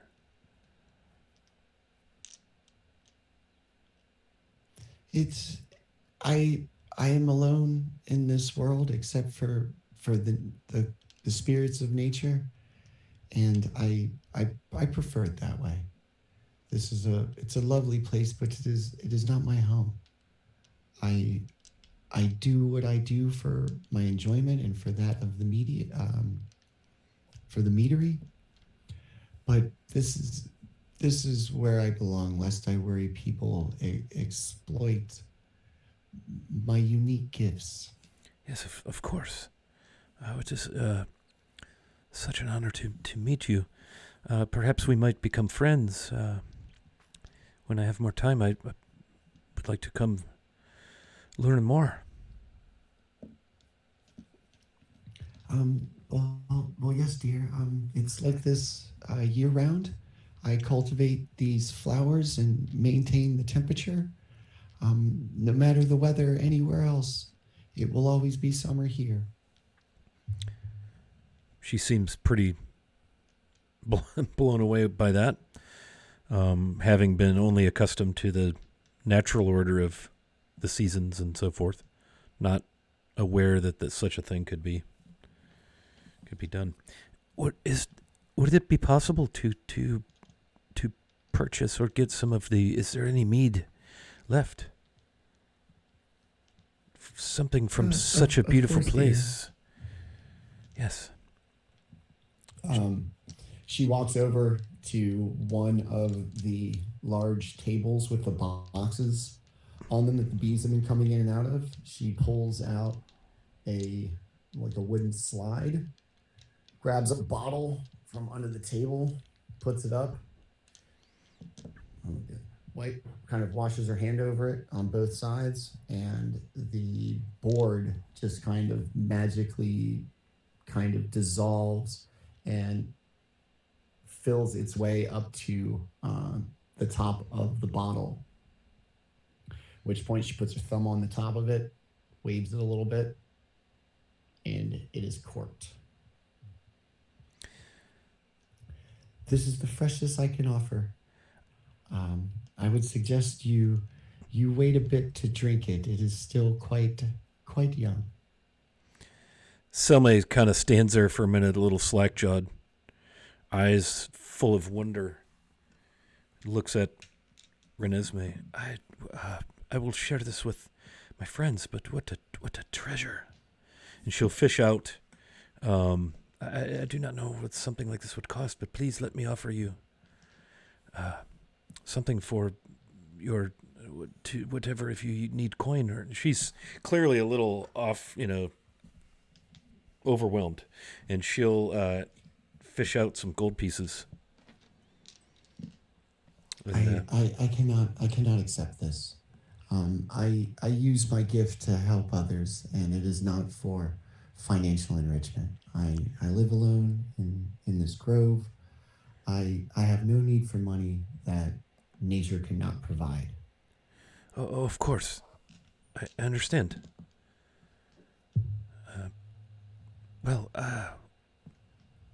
She kind of holds the jar up and shows the party all, probably the most, the biggest smile you've probably seen on Selmay's face. Maybe the greatest look of relief and comfort that you've seen.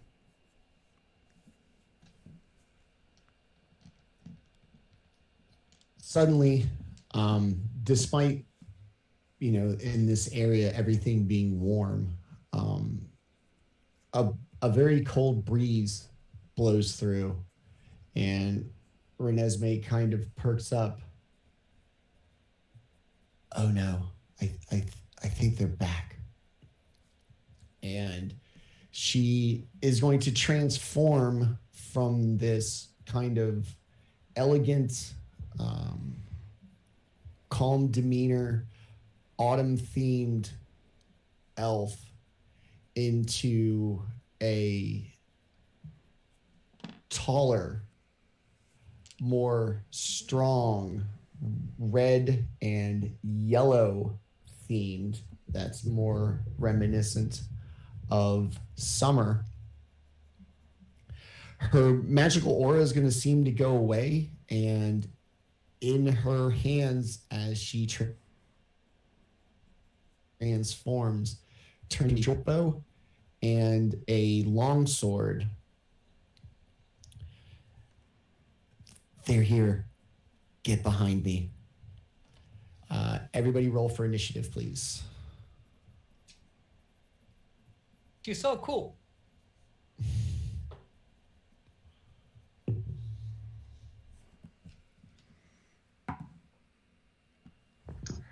Yeah.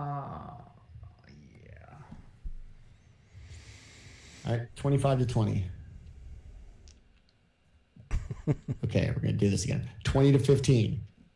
19. Nice. Ooh, there we go. All right, 15 to 10. 11. Okay. Selma has 10.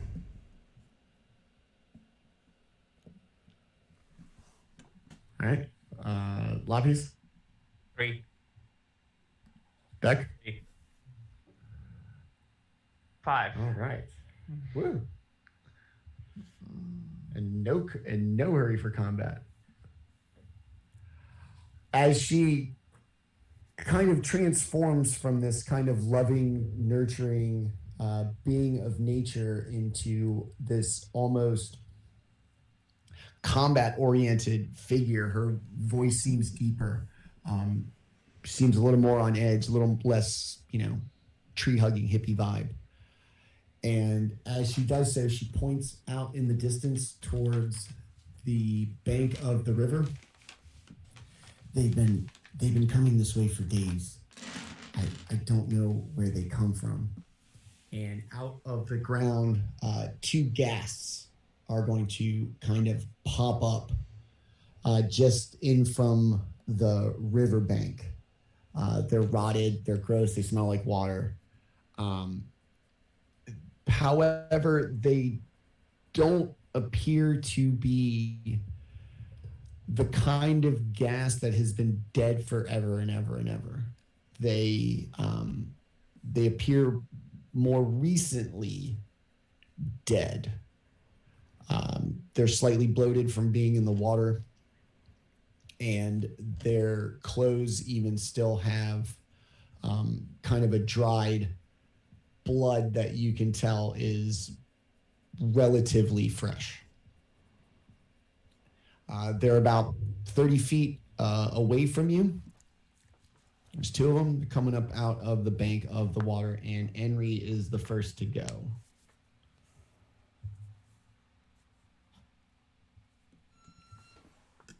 You said that's 30 feet away?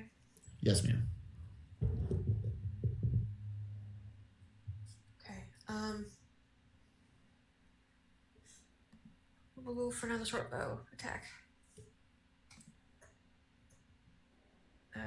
18 to hit. Yes. It's a nice old 9 points of damage. Nice. It's going to take a shot in the shoulder. It's undead determination. Barely going to notice. It's mindless. It's, whatever. And as it hits and punctures the body, the blood is actually going to be slightly reddish and normal colored, and not the kind of sickly green black that you would expect of an undead creature. Storm Chaser, next to go. How far off are they? 30 feet. All right. Storm Chaser is going to close within range of one of them. As a bonus action, he is going to start raging. Nice. Because these things do present a pretty substantial threat in his eyes. Oh, that is AC 22. Yeah. Are you going to hit the one that Henry shot at or the other one? The one that Henry shot at. Okay. All right, so 22 to hit, yes. Yep, and max 15 points of damage. Oh, I'm sorry, 17 points of damage. Even nicer. So the first gas between Henry's arrow and your great axe, is still kind of mindlessly ambling, undetermined, not grimacing, but it definitely looks slower, and it's definitely in some major, in a bad way. All right, is that it? Yeah, good. Yep, that's it. Good job, nice. All right, Selma. And our distance is about 30 feet, you said? 30 feet. Okay. She will attempt to hit one with her longbow. And she's going to hit one that has not been damaged. Okay. That is a 17 on the die. That's a 23. Yes. Okay, she's going to use, she has 2 instances of this, favored foe. And she's going to use one. And the first time on each of my turns that I hit the favored enemy and deal damage to it, including when you mark it, you can increase that damage by D4. So I'm going to roll a D4 with my damage die. It's 4 and 2 is 6. And what's my modifier? Plus 4 is 10. And that lasts for 1 hour. And that was the one that has not been hit. Correct. Okay. That lasts for 1 minute. Sorry, I misspoke. All right. Still kind of ambling and undeterred, marching towards you. you notice Renesmee seems a little more relaxed. And as she turned into the summer Eladrin, all of her kind of dedication and concentration on the flowers have all kind of started to wilt. And she looks a little panicked and transforms back into her autumn form and begins trying to orchestrate to save the flowers. Beck, next to go. So I will, having seen Henry and Storm Chaser attack the one, and it seems like it's doing pretty bad, and then the arrow comes in from Selma from the other one, I'll attack the other one. Okay. With my staff. So that's a 15 plus 5 to hit. Yep. All right. And then all right, nice. That's 8 plus 3, so 11. Okay. You're gonna hit it. It's not really trying to defend itself. It's just kind of mindlessly ambling towards, it appears, Renesmee. You guys are just kind of speed bumps along the way. All right, and I'm gonna try to hit it with an unarmored attack while I'm right there. That's a 16 plus to hit. All right. And that is that's 5 more points of damage. Okay, cool. After a nice bow strike, quick fist kick. Yeah, so it would be a kick. Okay. Yeah. Kick to the side. It is the gas turn. I am going to need Storm Chaser and Beck to give me a con saving throw, please. Oh, all right. Here comes the smell. Yep. All right. 23 for Storm Chaser. And that's a 21 for me, 19 plus 2. Very well. You both avoid the stench that would have led you to be poisoned. And the weakened one is going to slash at Storm Chaser with his claws for a 17 to hit. That hits. You're going to take 11 points of slashing damage. All right. I also need you to make another con save.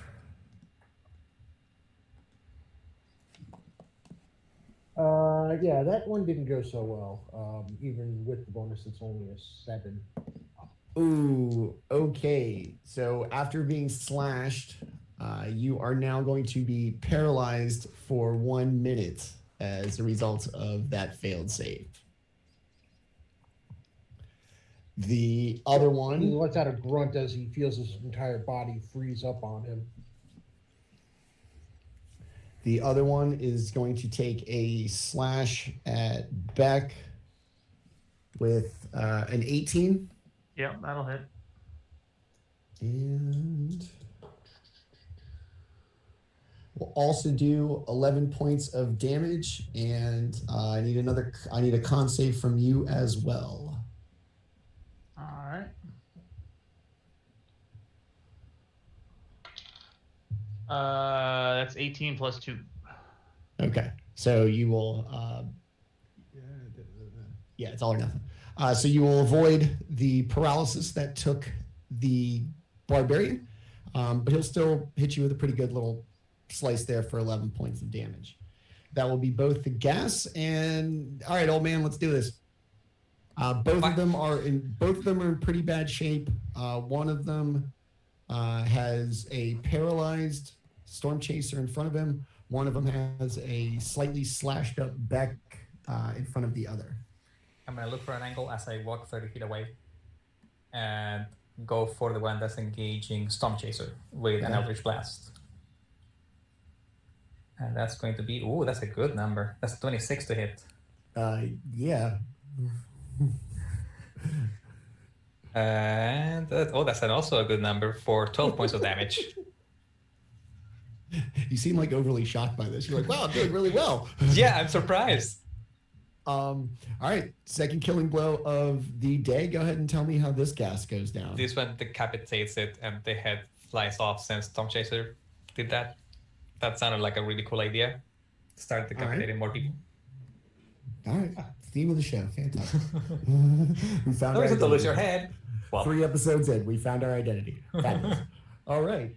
And we are back up to the top with Henry. The one that you had been attacking is no longer standing. There is just the other one, and it does not look good at all. No, the short bow. Okay. Potentially not. 14?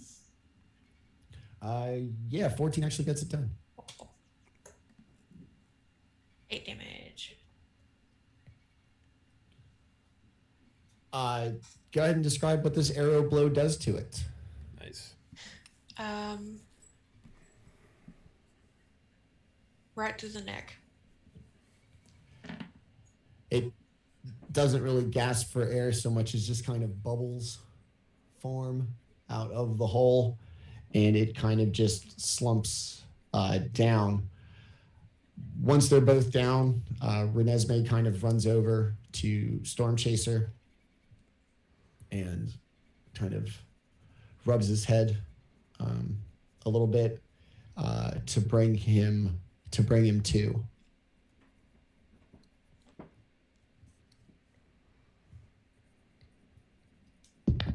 I want to kind of like look at the ghast's hand or something like that, like where like that was slashing at me. Having seen that it like the slash is what paralyzed Storm Chaser, I want to see if there's like if it's like a liquid or if it's just like its skin that it's like on its hand or nails or whatever. All right, give me medicine check. All right.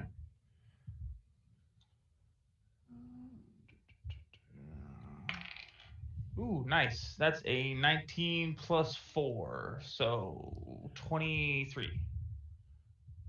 With your kind of rudimentary medical training with the Doctor of Greyhawk, you're going to see that it appears that what the nails are made of is kind of the thing. You don't see any like ducts for venom or anything else, but having seen it clearly work, but for the grace of fate almost befalling you as well, you kind of felt that shock of being paralyzed, but you managed to fight through it. You would guess that it's the nails that are probably the trigger. I want to take like a vial out of the alchemy kit that I have in my backpack, and a pair of like pliers that would be in there as well. And I kind of want to remove a couple of the nails and stick them in the vial and then cork it and throw it back in there. Okay. All right. Renesmee, is everybody okay? What about you, my large friend? Are you okay? So I'm assuming whatever it was she did. Yeah, she woke you up. Yes. He looks down and he says, "I did not like that. Did not like that at all. Thank you." They've been making their way here the last couple of days. We do not know where they are coming from, but they always seem to come from the riverside.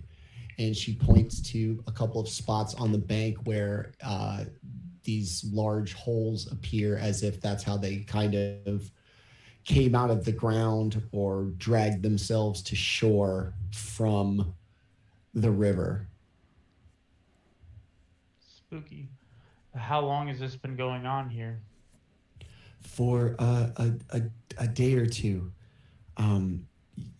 yesterday it was just one. Today it's two, and she kind of walks over to them. Yes, these are all dressed the same as the one yesterday as well. Do they look human? Like they were once human? They were all once human. Okay. They their fate of undeath has not been that long. Not a lot of like rotted flesh or bone exposed. And then when Henry shot one of them with an arrow, the blood was almost like a much more normal color than you would expect out of an undead. What is upstream from this place? Maybe they're coming from somewhere upstream. Downstream is the manor. It's basically the next stop. We'd skip Earbend, and then just take the river, and we would come up just shy of the manor. It used to be a monastery. The monks used to help with the meeting here.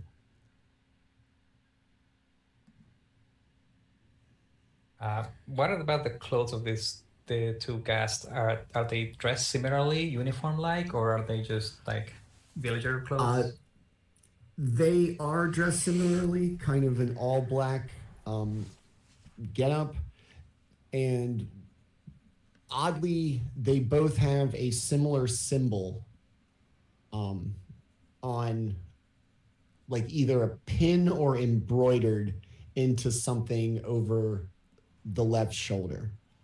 I'll use my cane to point at it. I like, does anybody recognize this symbol here? They seem a little bit too uniform to be just dead people. Beck's going to recognize it as the heraldry for the city, the free city of Greyhawk.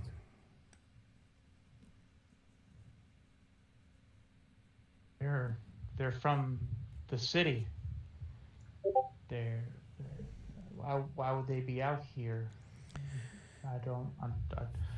Would they be part of the meeting with the people at the meeting?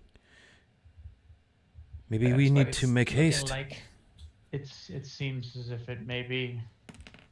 We should make haste then. Beck, give me an investigation check. All right. Ooh, man. All right. My skill checks are on fire right now. That's a 21. Nice. You would recognize the outfits that they're wearing as members of the executive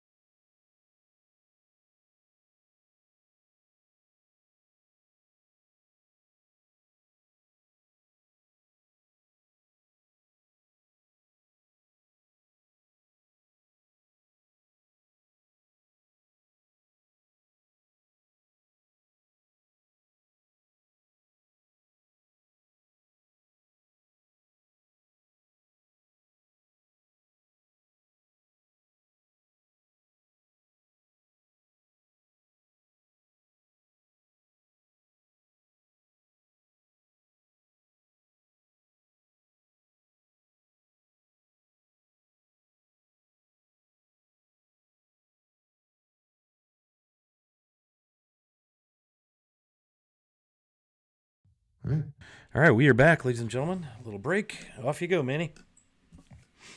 All right. So the drawbridge has fallen after a few swift kicks from Beck released the chain. Inside, from everybody's point of view, Beck's slightly better from being inside the walls. There appear to be countless numbers of dead bodies. They all appear relatively similarly dressed in, as best you could tell, probably 3 different uniforms. Groups of people all dressed alike, wearing the same heraldry. It's basically 3 major factions, and these look like the kind of large members of the retainer that are just kind of there for sheer numbers. Not particularly skilled. Most of them appear to have died with a spear in their hand and not much else. Light little chain shirt. You know, they're here for overwhelming numbers. But despite whatever training they may have had, there are maybe 100 dead bodies in the courtyard.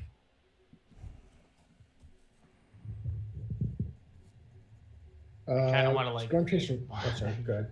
I just want to like kind of like walk out of the little guard shack and just kind of like give a little torchlight in to see, so that way everybody can kind of like get an idea of everything that's in there, and anybody that like walk towards me, I just want to. It's not pretty.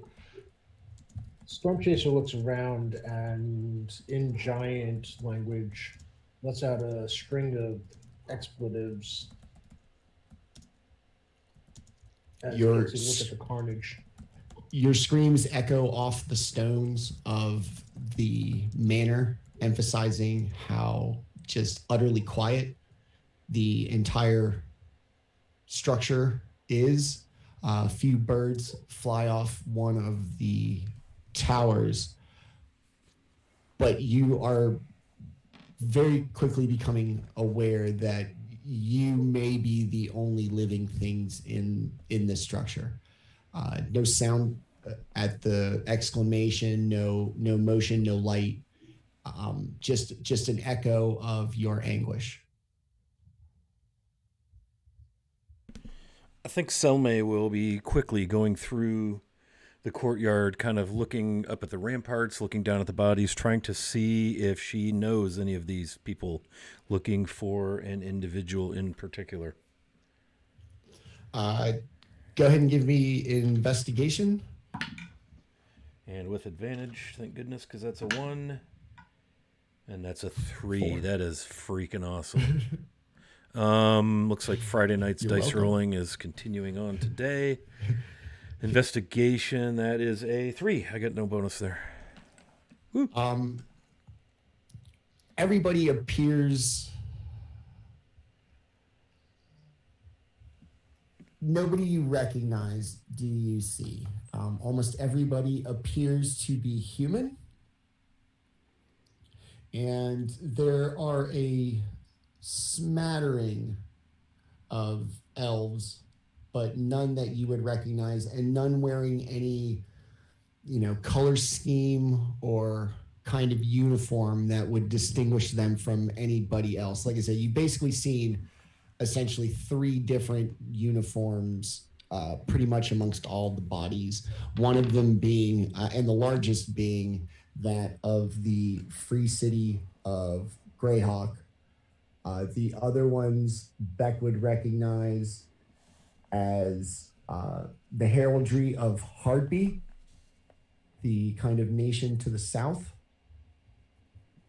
and the Duchy of Ernst. Yeah. The Duchy of Ernst as well.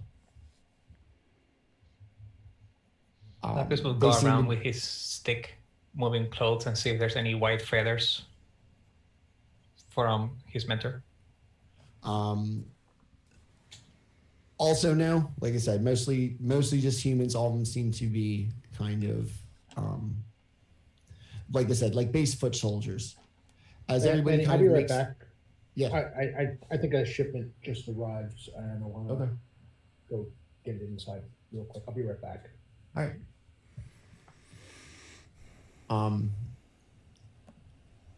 like I said, as everybody looks up from the walls and the towers, still no movement, no anything.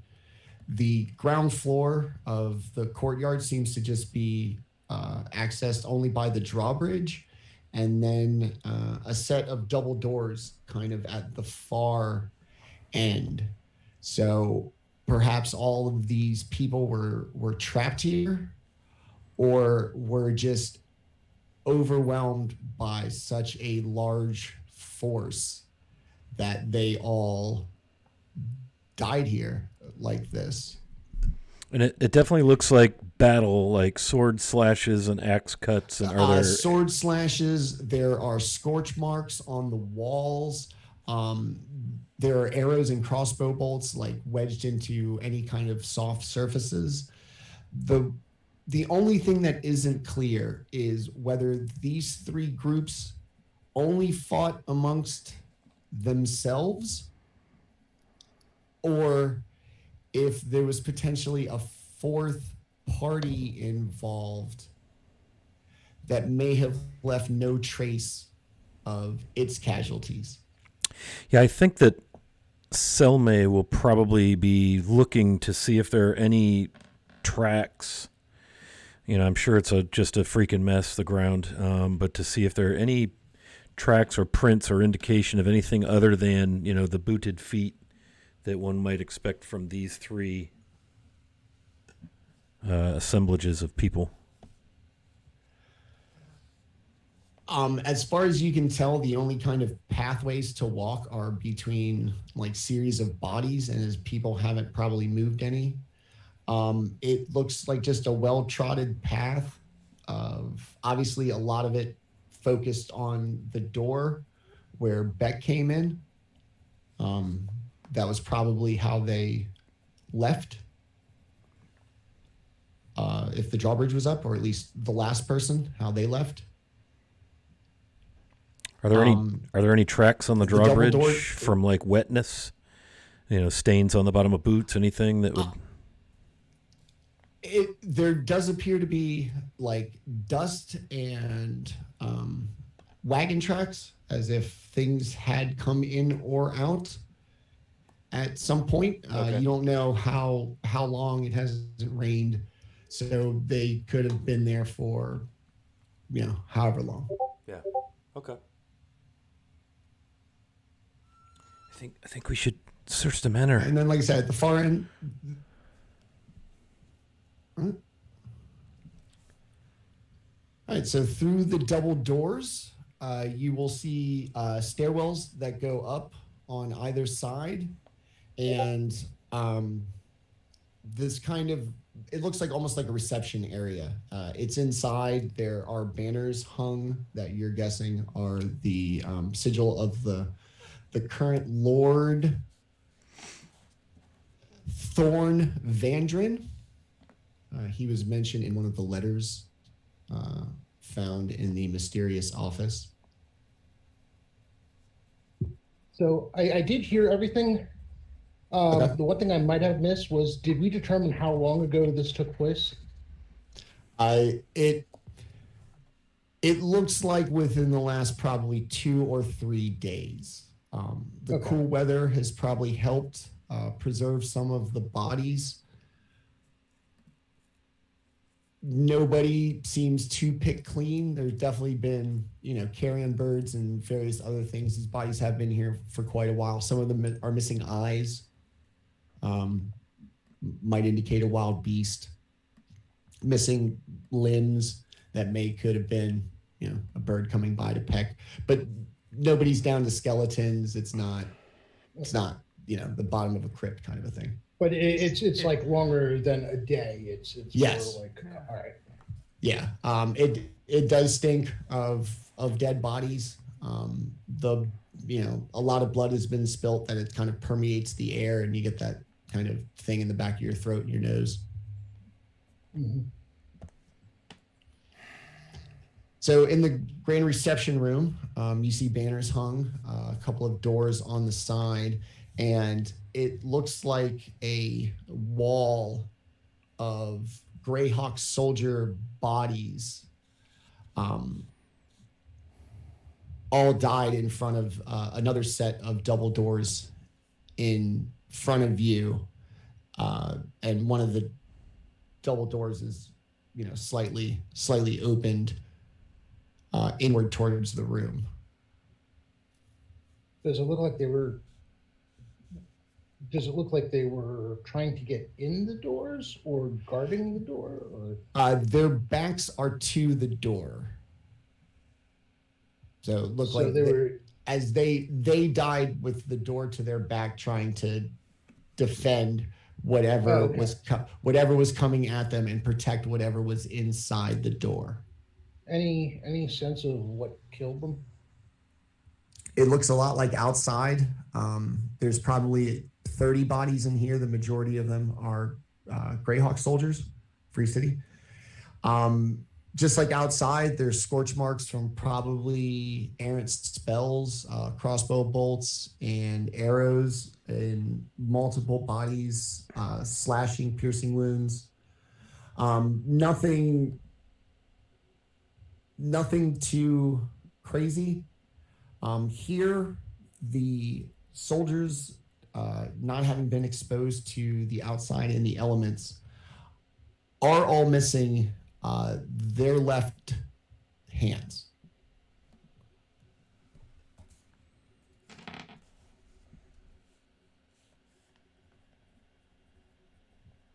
Stormchaser looks back in confusion, just trying to understand what happened here. And there's no sounds anywhere. It's just your footsteps, and anything inside is silent in the kind of reception room. Outside, it was just the sounds of nature. But now that you're in here, it's your footsteps and your words. He's going to make his way towards the door that they were trying to protect. I'm going to push open the door. Inside is going to be a kind of, formal audience chamber, for the lord of the manor. It was probably the main chapel when it was a monastery. But there's a grand kind of conference table, a bunch of well-dressed individuals, probably close to 20, all sitting around a table. All of them with their throats appearing to have been slit, their left hands cut off, and a note in blood across the painting that says, "The Brotherhood will rise again."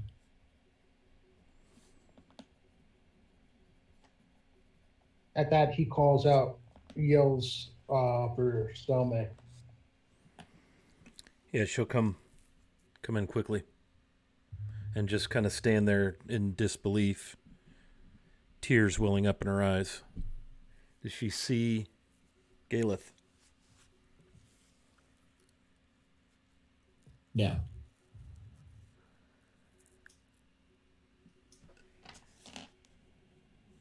What about Cyrus? Also no. Back, is any of these the mayor? Do I recognize any of the 20 people around the table? Beck's going to recognize not only the Lord Mayor of Free City of Greyhawk, the Executive Oligarchy, which is another 12, so that's 13. So the heads of the major houses, basically, like. So the Executive Oligarchy, the Lord Mayor. You will notice, because of a meeting recently held in Greyhawk, one of them is the Duke of Ernst. He met with your master. Boss. I remember them coming in. And a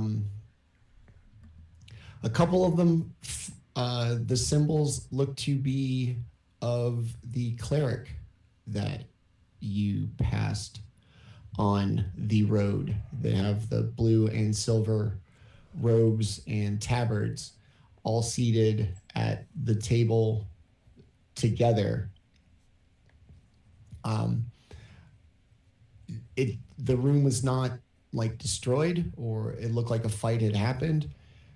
Everybody appears to be in the exact same position, face down, throat having been slit.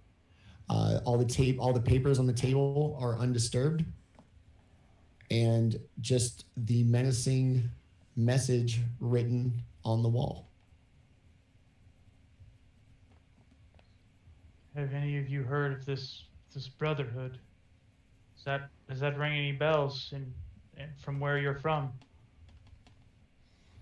Someone earlier mentioned a Scarlet Brotherhood, but I don't know anything about them. There were some papers in the Lord's Manor that considered them a complication or a threat in some of the cities, some of the towns. This might be them. This is extreme. This is a declaration of war. This man right here, and I point down to the Duke, and this is the Duke. And then I point over, and that is the mayor, the Lord Mayor of the city. These people were the leaders. This is a declaration. This is a statement. This is not trouble. This is far worse than that. And we met that old person on the road. I think Emery might have been right. The person was talking about dead sheep. I mean, to the powerful, everybody's cheap. Could this be the sheep that she was talking about? But then where is the shepherd who is beyond consolation?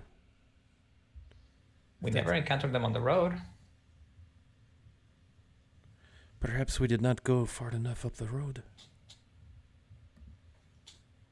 This is terrible. She'll look at Beck. Who can we talk to about the loss of the Lord Mayor and all these important people? Their seconds are the only ones that would know that they were here. We would have to go back to the city. We don't want to go back right now. If we tell them that we found their bodies, we would only be incarcerated for fear that we had done it. It seems someone is trying to point the finger at us.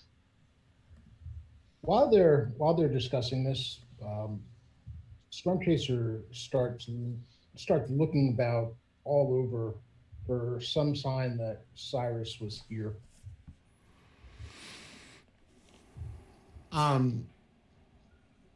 There are other ways in and out of this room that maybe people could have escaped. There aren't any bodies that aren't seated at the table. Nobody, no guards in the room, no aides, anything like that. So unless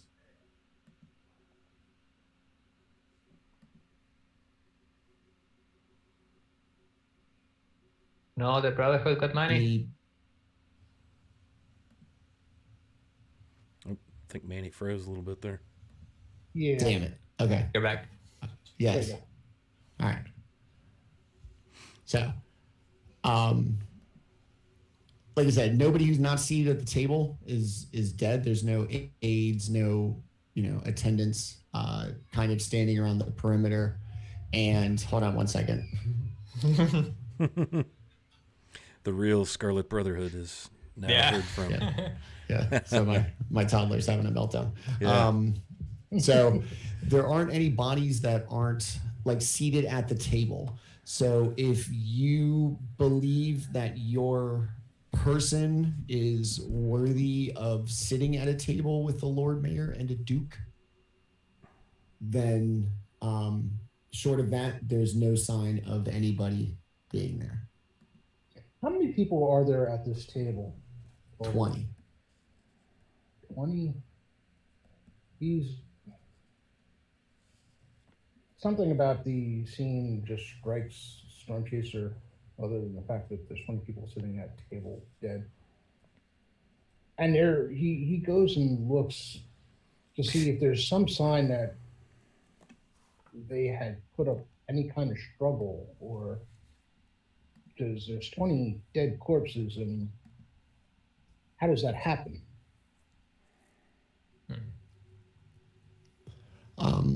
Roll me investigation. Take a look like at the actual bodies and go all Grissom CSI on it. Well, something strikes him just incredibly wrong. Yeah, that did not go well. I'm gonna start I'm gonna start looking at all the wounds and everything that everybody was had suffered. Yeah. Let's put it this way: his investigation check wasn't quite 0, but it was close enough. The people are dead. It was They a are fraction. surely dead. They are no one. Okay. I rolled a 3, and I've got a -1 on my investigation check. Nice.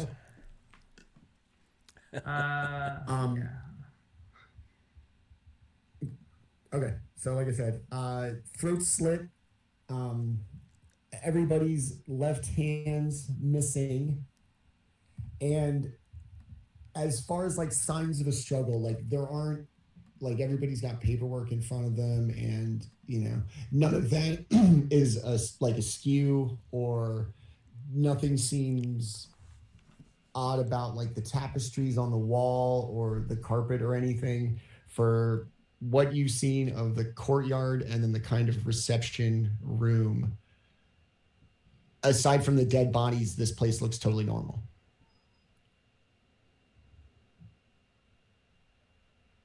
Well, this is going on. Yeah, the irony of that statement, just right. Sure. Aside from the obvious, how was the play, Mrs. Lincoln? Lavis is going to go there. You said that there was some papers left undisturbed on some desktops and stuff. Just across, like the tables, is going to be, everybody who was sitting at this meeting, what they were working on or the notes they were taking. Yeah, I want to check that and see what the last thing that they were writing. Like the person that killed me is another big. They all seem to be notes about the Brightlands, a nation state to the south of the Free City, as well as reports of lots of armies moving far to the north. It also mentions no recent sightings of the army of St. Cuthbert. It mentions the elves having a new guest.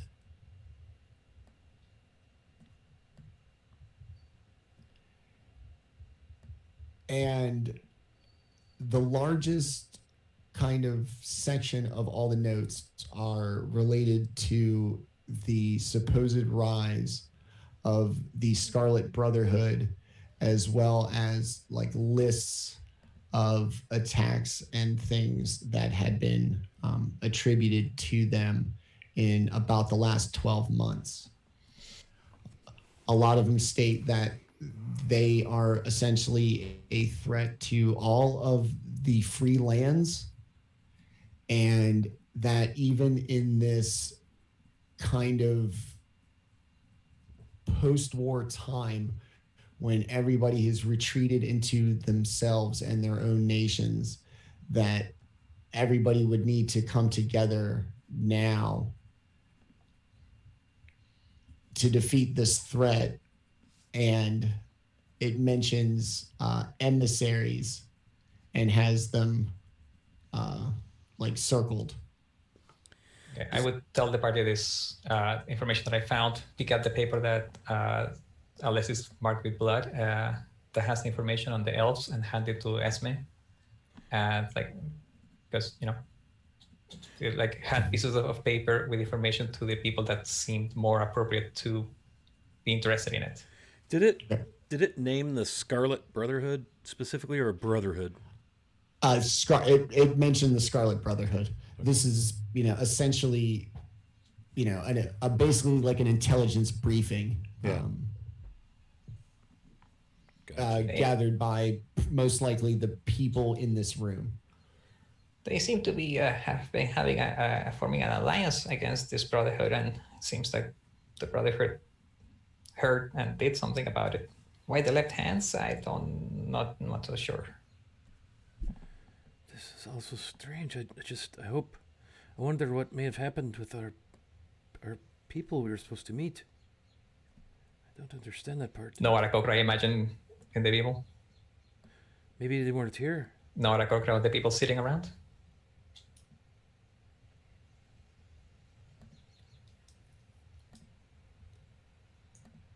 So, yeah, what else?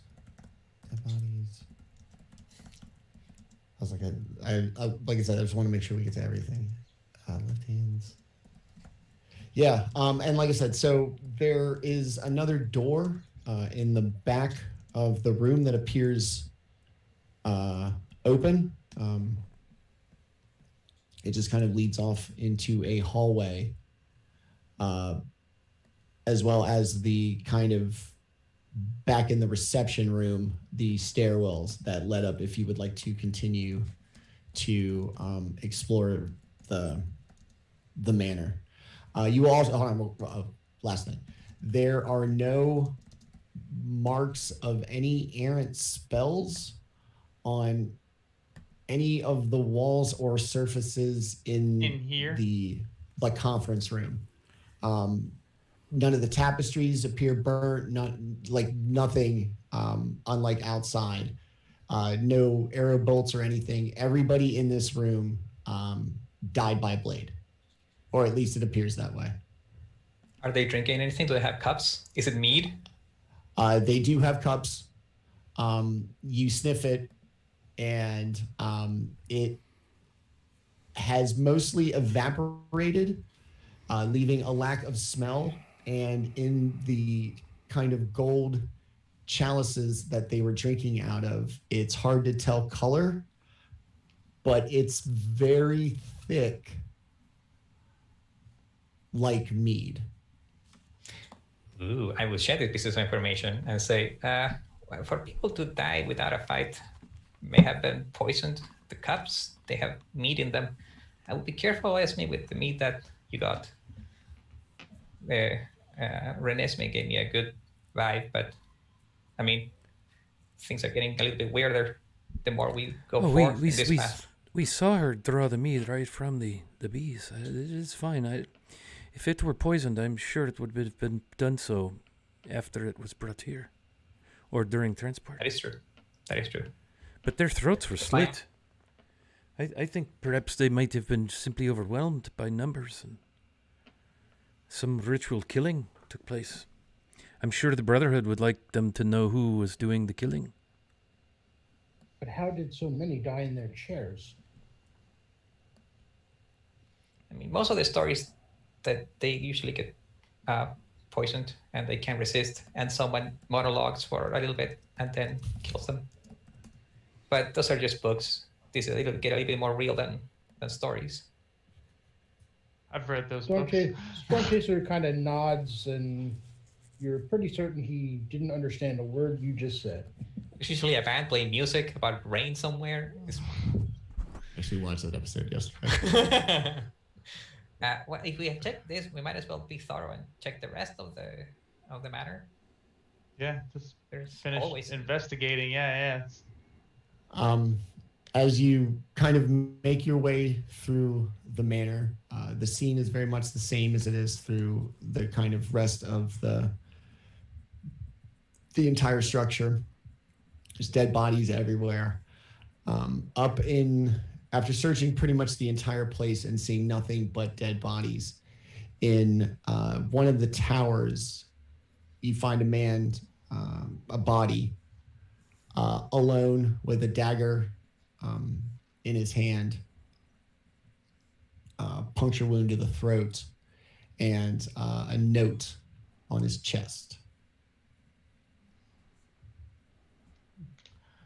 What's it say? What's it say? pay your freelancers.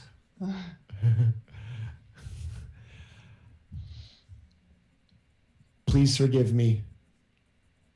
I did it for my family and for their safety. It didn't have to be like this. I'm very sorry for what is to come. Signed, Lord Thorn Vandrin, Lord of Blackfriar Manor, its surrounding lands. Father, son, husband, sinner, and damned.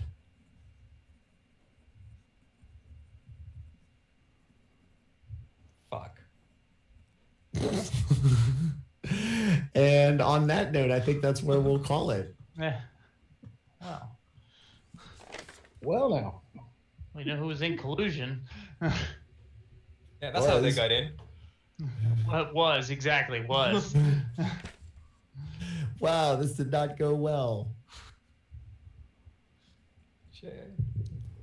Sorry, I'm making notes. No, you're fine. So after our fun little Yeah, week dead last body, week comma, of, like- dead body, comma, dead bodies, comma. I was like, should I take an exact inventory? I was like, dead body number 16, on its back, oriented south. Yeah, after our little lighthearted gladiator deal last week, dead bodies, and So some many asshole dead- out on, and some asshole out on the road. Oh yeah, He that took dude. something. That person, shit, man. Ooh. The combat was interesting. It was supposed to be parry anybody with the short sword. His reaction was a +4 to AC to a melee attack. And then just blast everybody from a distance with the hand crossbow and just parry away whoever comes near him. So everybody's like, I'm just going to hit him with something from far away. I'm going to hit him with something from far away. I was like, look, you guys, you're not going to be able to see the one cool thing this guy does before he dies. Like, wow, man, great combat, bro. As a DM, and given my my players have 2 spellcasters that can basically just kill things from the next zip code, I'm well familiar with that problem. Like I said, I was like monk and barbarian. I was like, you guys are gonna run right up on him. I was like, Lapis, stay back. I was like, Henry, probably roll up. I was like, Selmay, probably keep back. But I was like, some of you are gonna have to get up close there. You're like, hey, he can do this really cool thing, y'all, but none of you are gonna see it if nobody does a melee, and it's just gonna look like the most random encounter with this bag of hit points that just slowed us down the middle of the road. Thanks, man. It's the equivalent of traffic. Yeah, that I I think. imagine. so. Has any of y'all seen the web series, The Rallies and Associates? It's basically the Titanus arc. Look, just look at that up. It just, you're mine. Come back to me.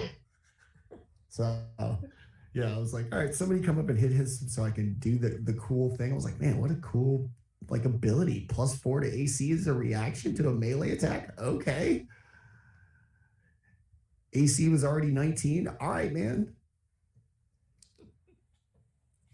We foiled your plan. Nope. I am. Welcome to players. Keep him to the range. Keep him to the ranged. Welcome to the players. And everybody was too far away. And it's like, chew up the action economy by making them use a whole turn to move. I moved 80 feet. Yeah. Am I a joke to you?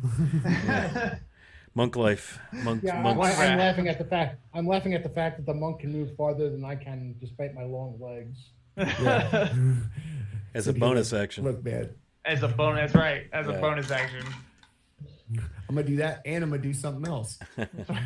Surprise. That's not. Yeah, and then if you get that rabbit thing from the UA, you get your what is that? Is that a bonus action too, or is that a No, that's a racial thing that they get. Okay. That's just for the rabbit thing. But like, dude, could you imagine that? Like, that plus a I like it D12 as- plus long jump. I like it aside from the math, because what happens if I roll a 7? Or you get 7 Thank extra feet. Look, man, this thing is in 5-foot increments. It just is. I'm sorry. All right. All right. Good stuff, y'all. Yeah, that was fun, you guys. Sorry it took a little while to get to the dead bodies, but No, we're no, dead bodies. That now. was a fun session. Okay. Awesome. All right, let's go around Hey, and guys. get some outros. Manny, you can kick us off, Mr. DM. Okay. Hi, I'm Manny. At Growed Up Geek on Twitch, Twitter, and Instagram. Give me a follow if you like the fun that we have here.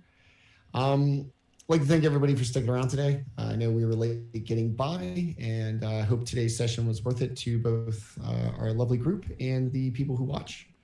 I know I had fun, but I always do putting people into emotional situations. So we will next go to Robert. Say goodbye. Tell us about you before we get out of here. Yeah, so I can be found around on various Discords under the and Twitch channels under the name Phantom NJ. On Twitter at PhantomNJ_D&D. I am very, very bad at the Twitter thing, but hey, this time I think I actually remembered to post that we were playing. Maybe I'll have to check on that. And yeah, I'm excited about where this is going. Mystery deepens.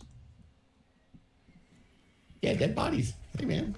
Lots of them. In case you missed the first 60. Yeah, something bad happened here, y'all. So many dead bodies. All right, let's go to our international correspondent and resident old man, Will. And just in case anybody didn't realize that they're connected, I also cut off their left hand. So don't worry about it. It's all wrapped up in a nice little bow of shit happened here and it was bad. I'm Will. I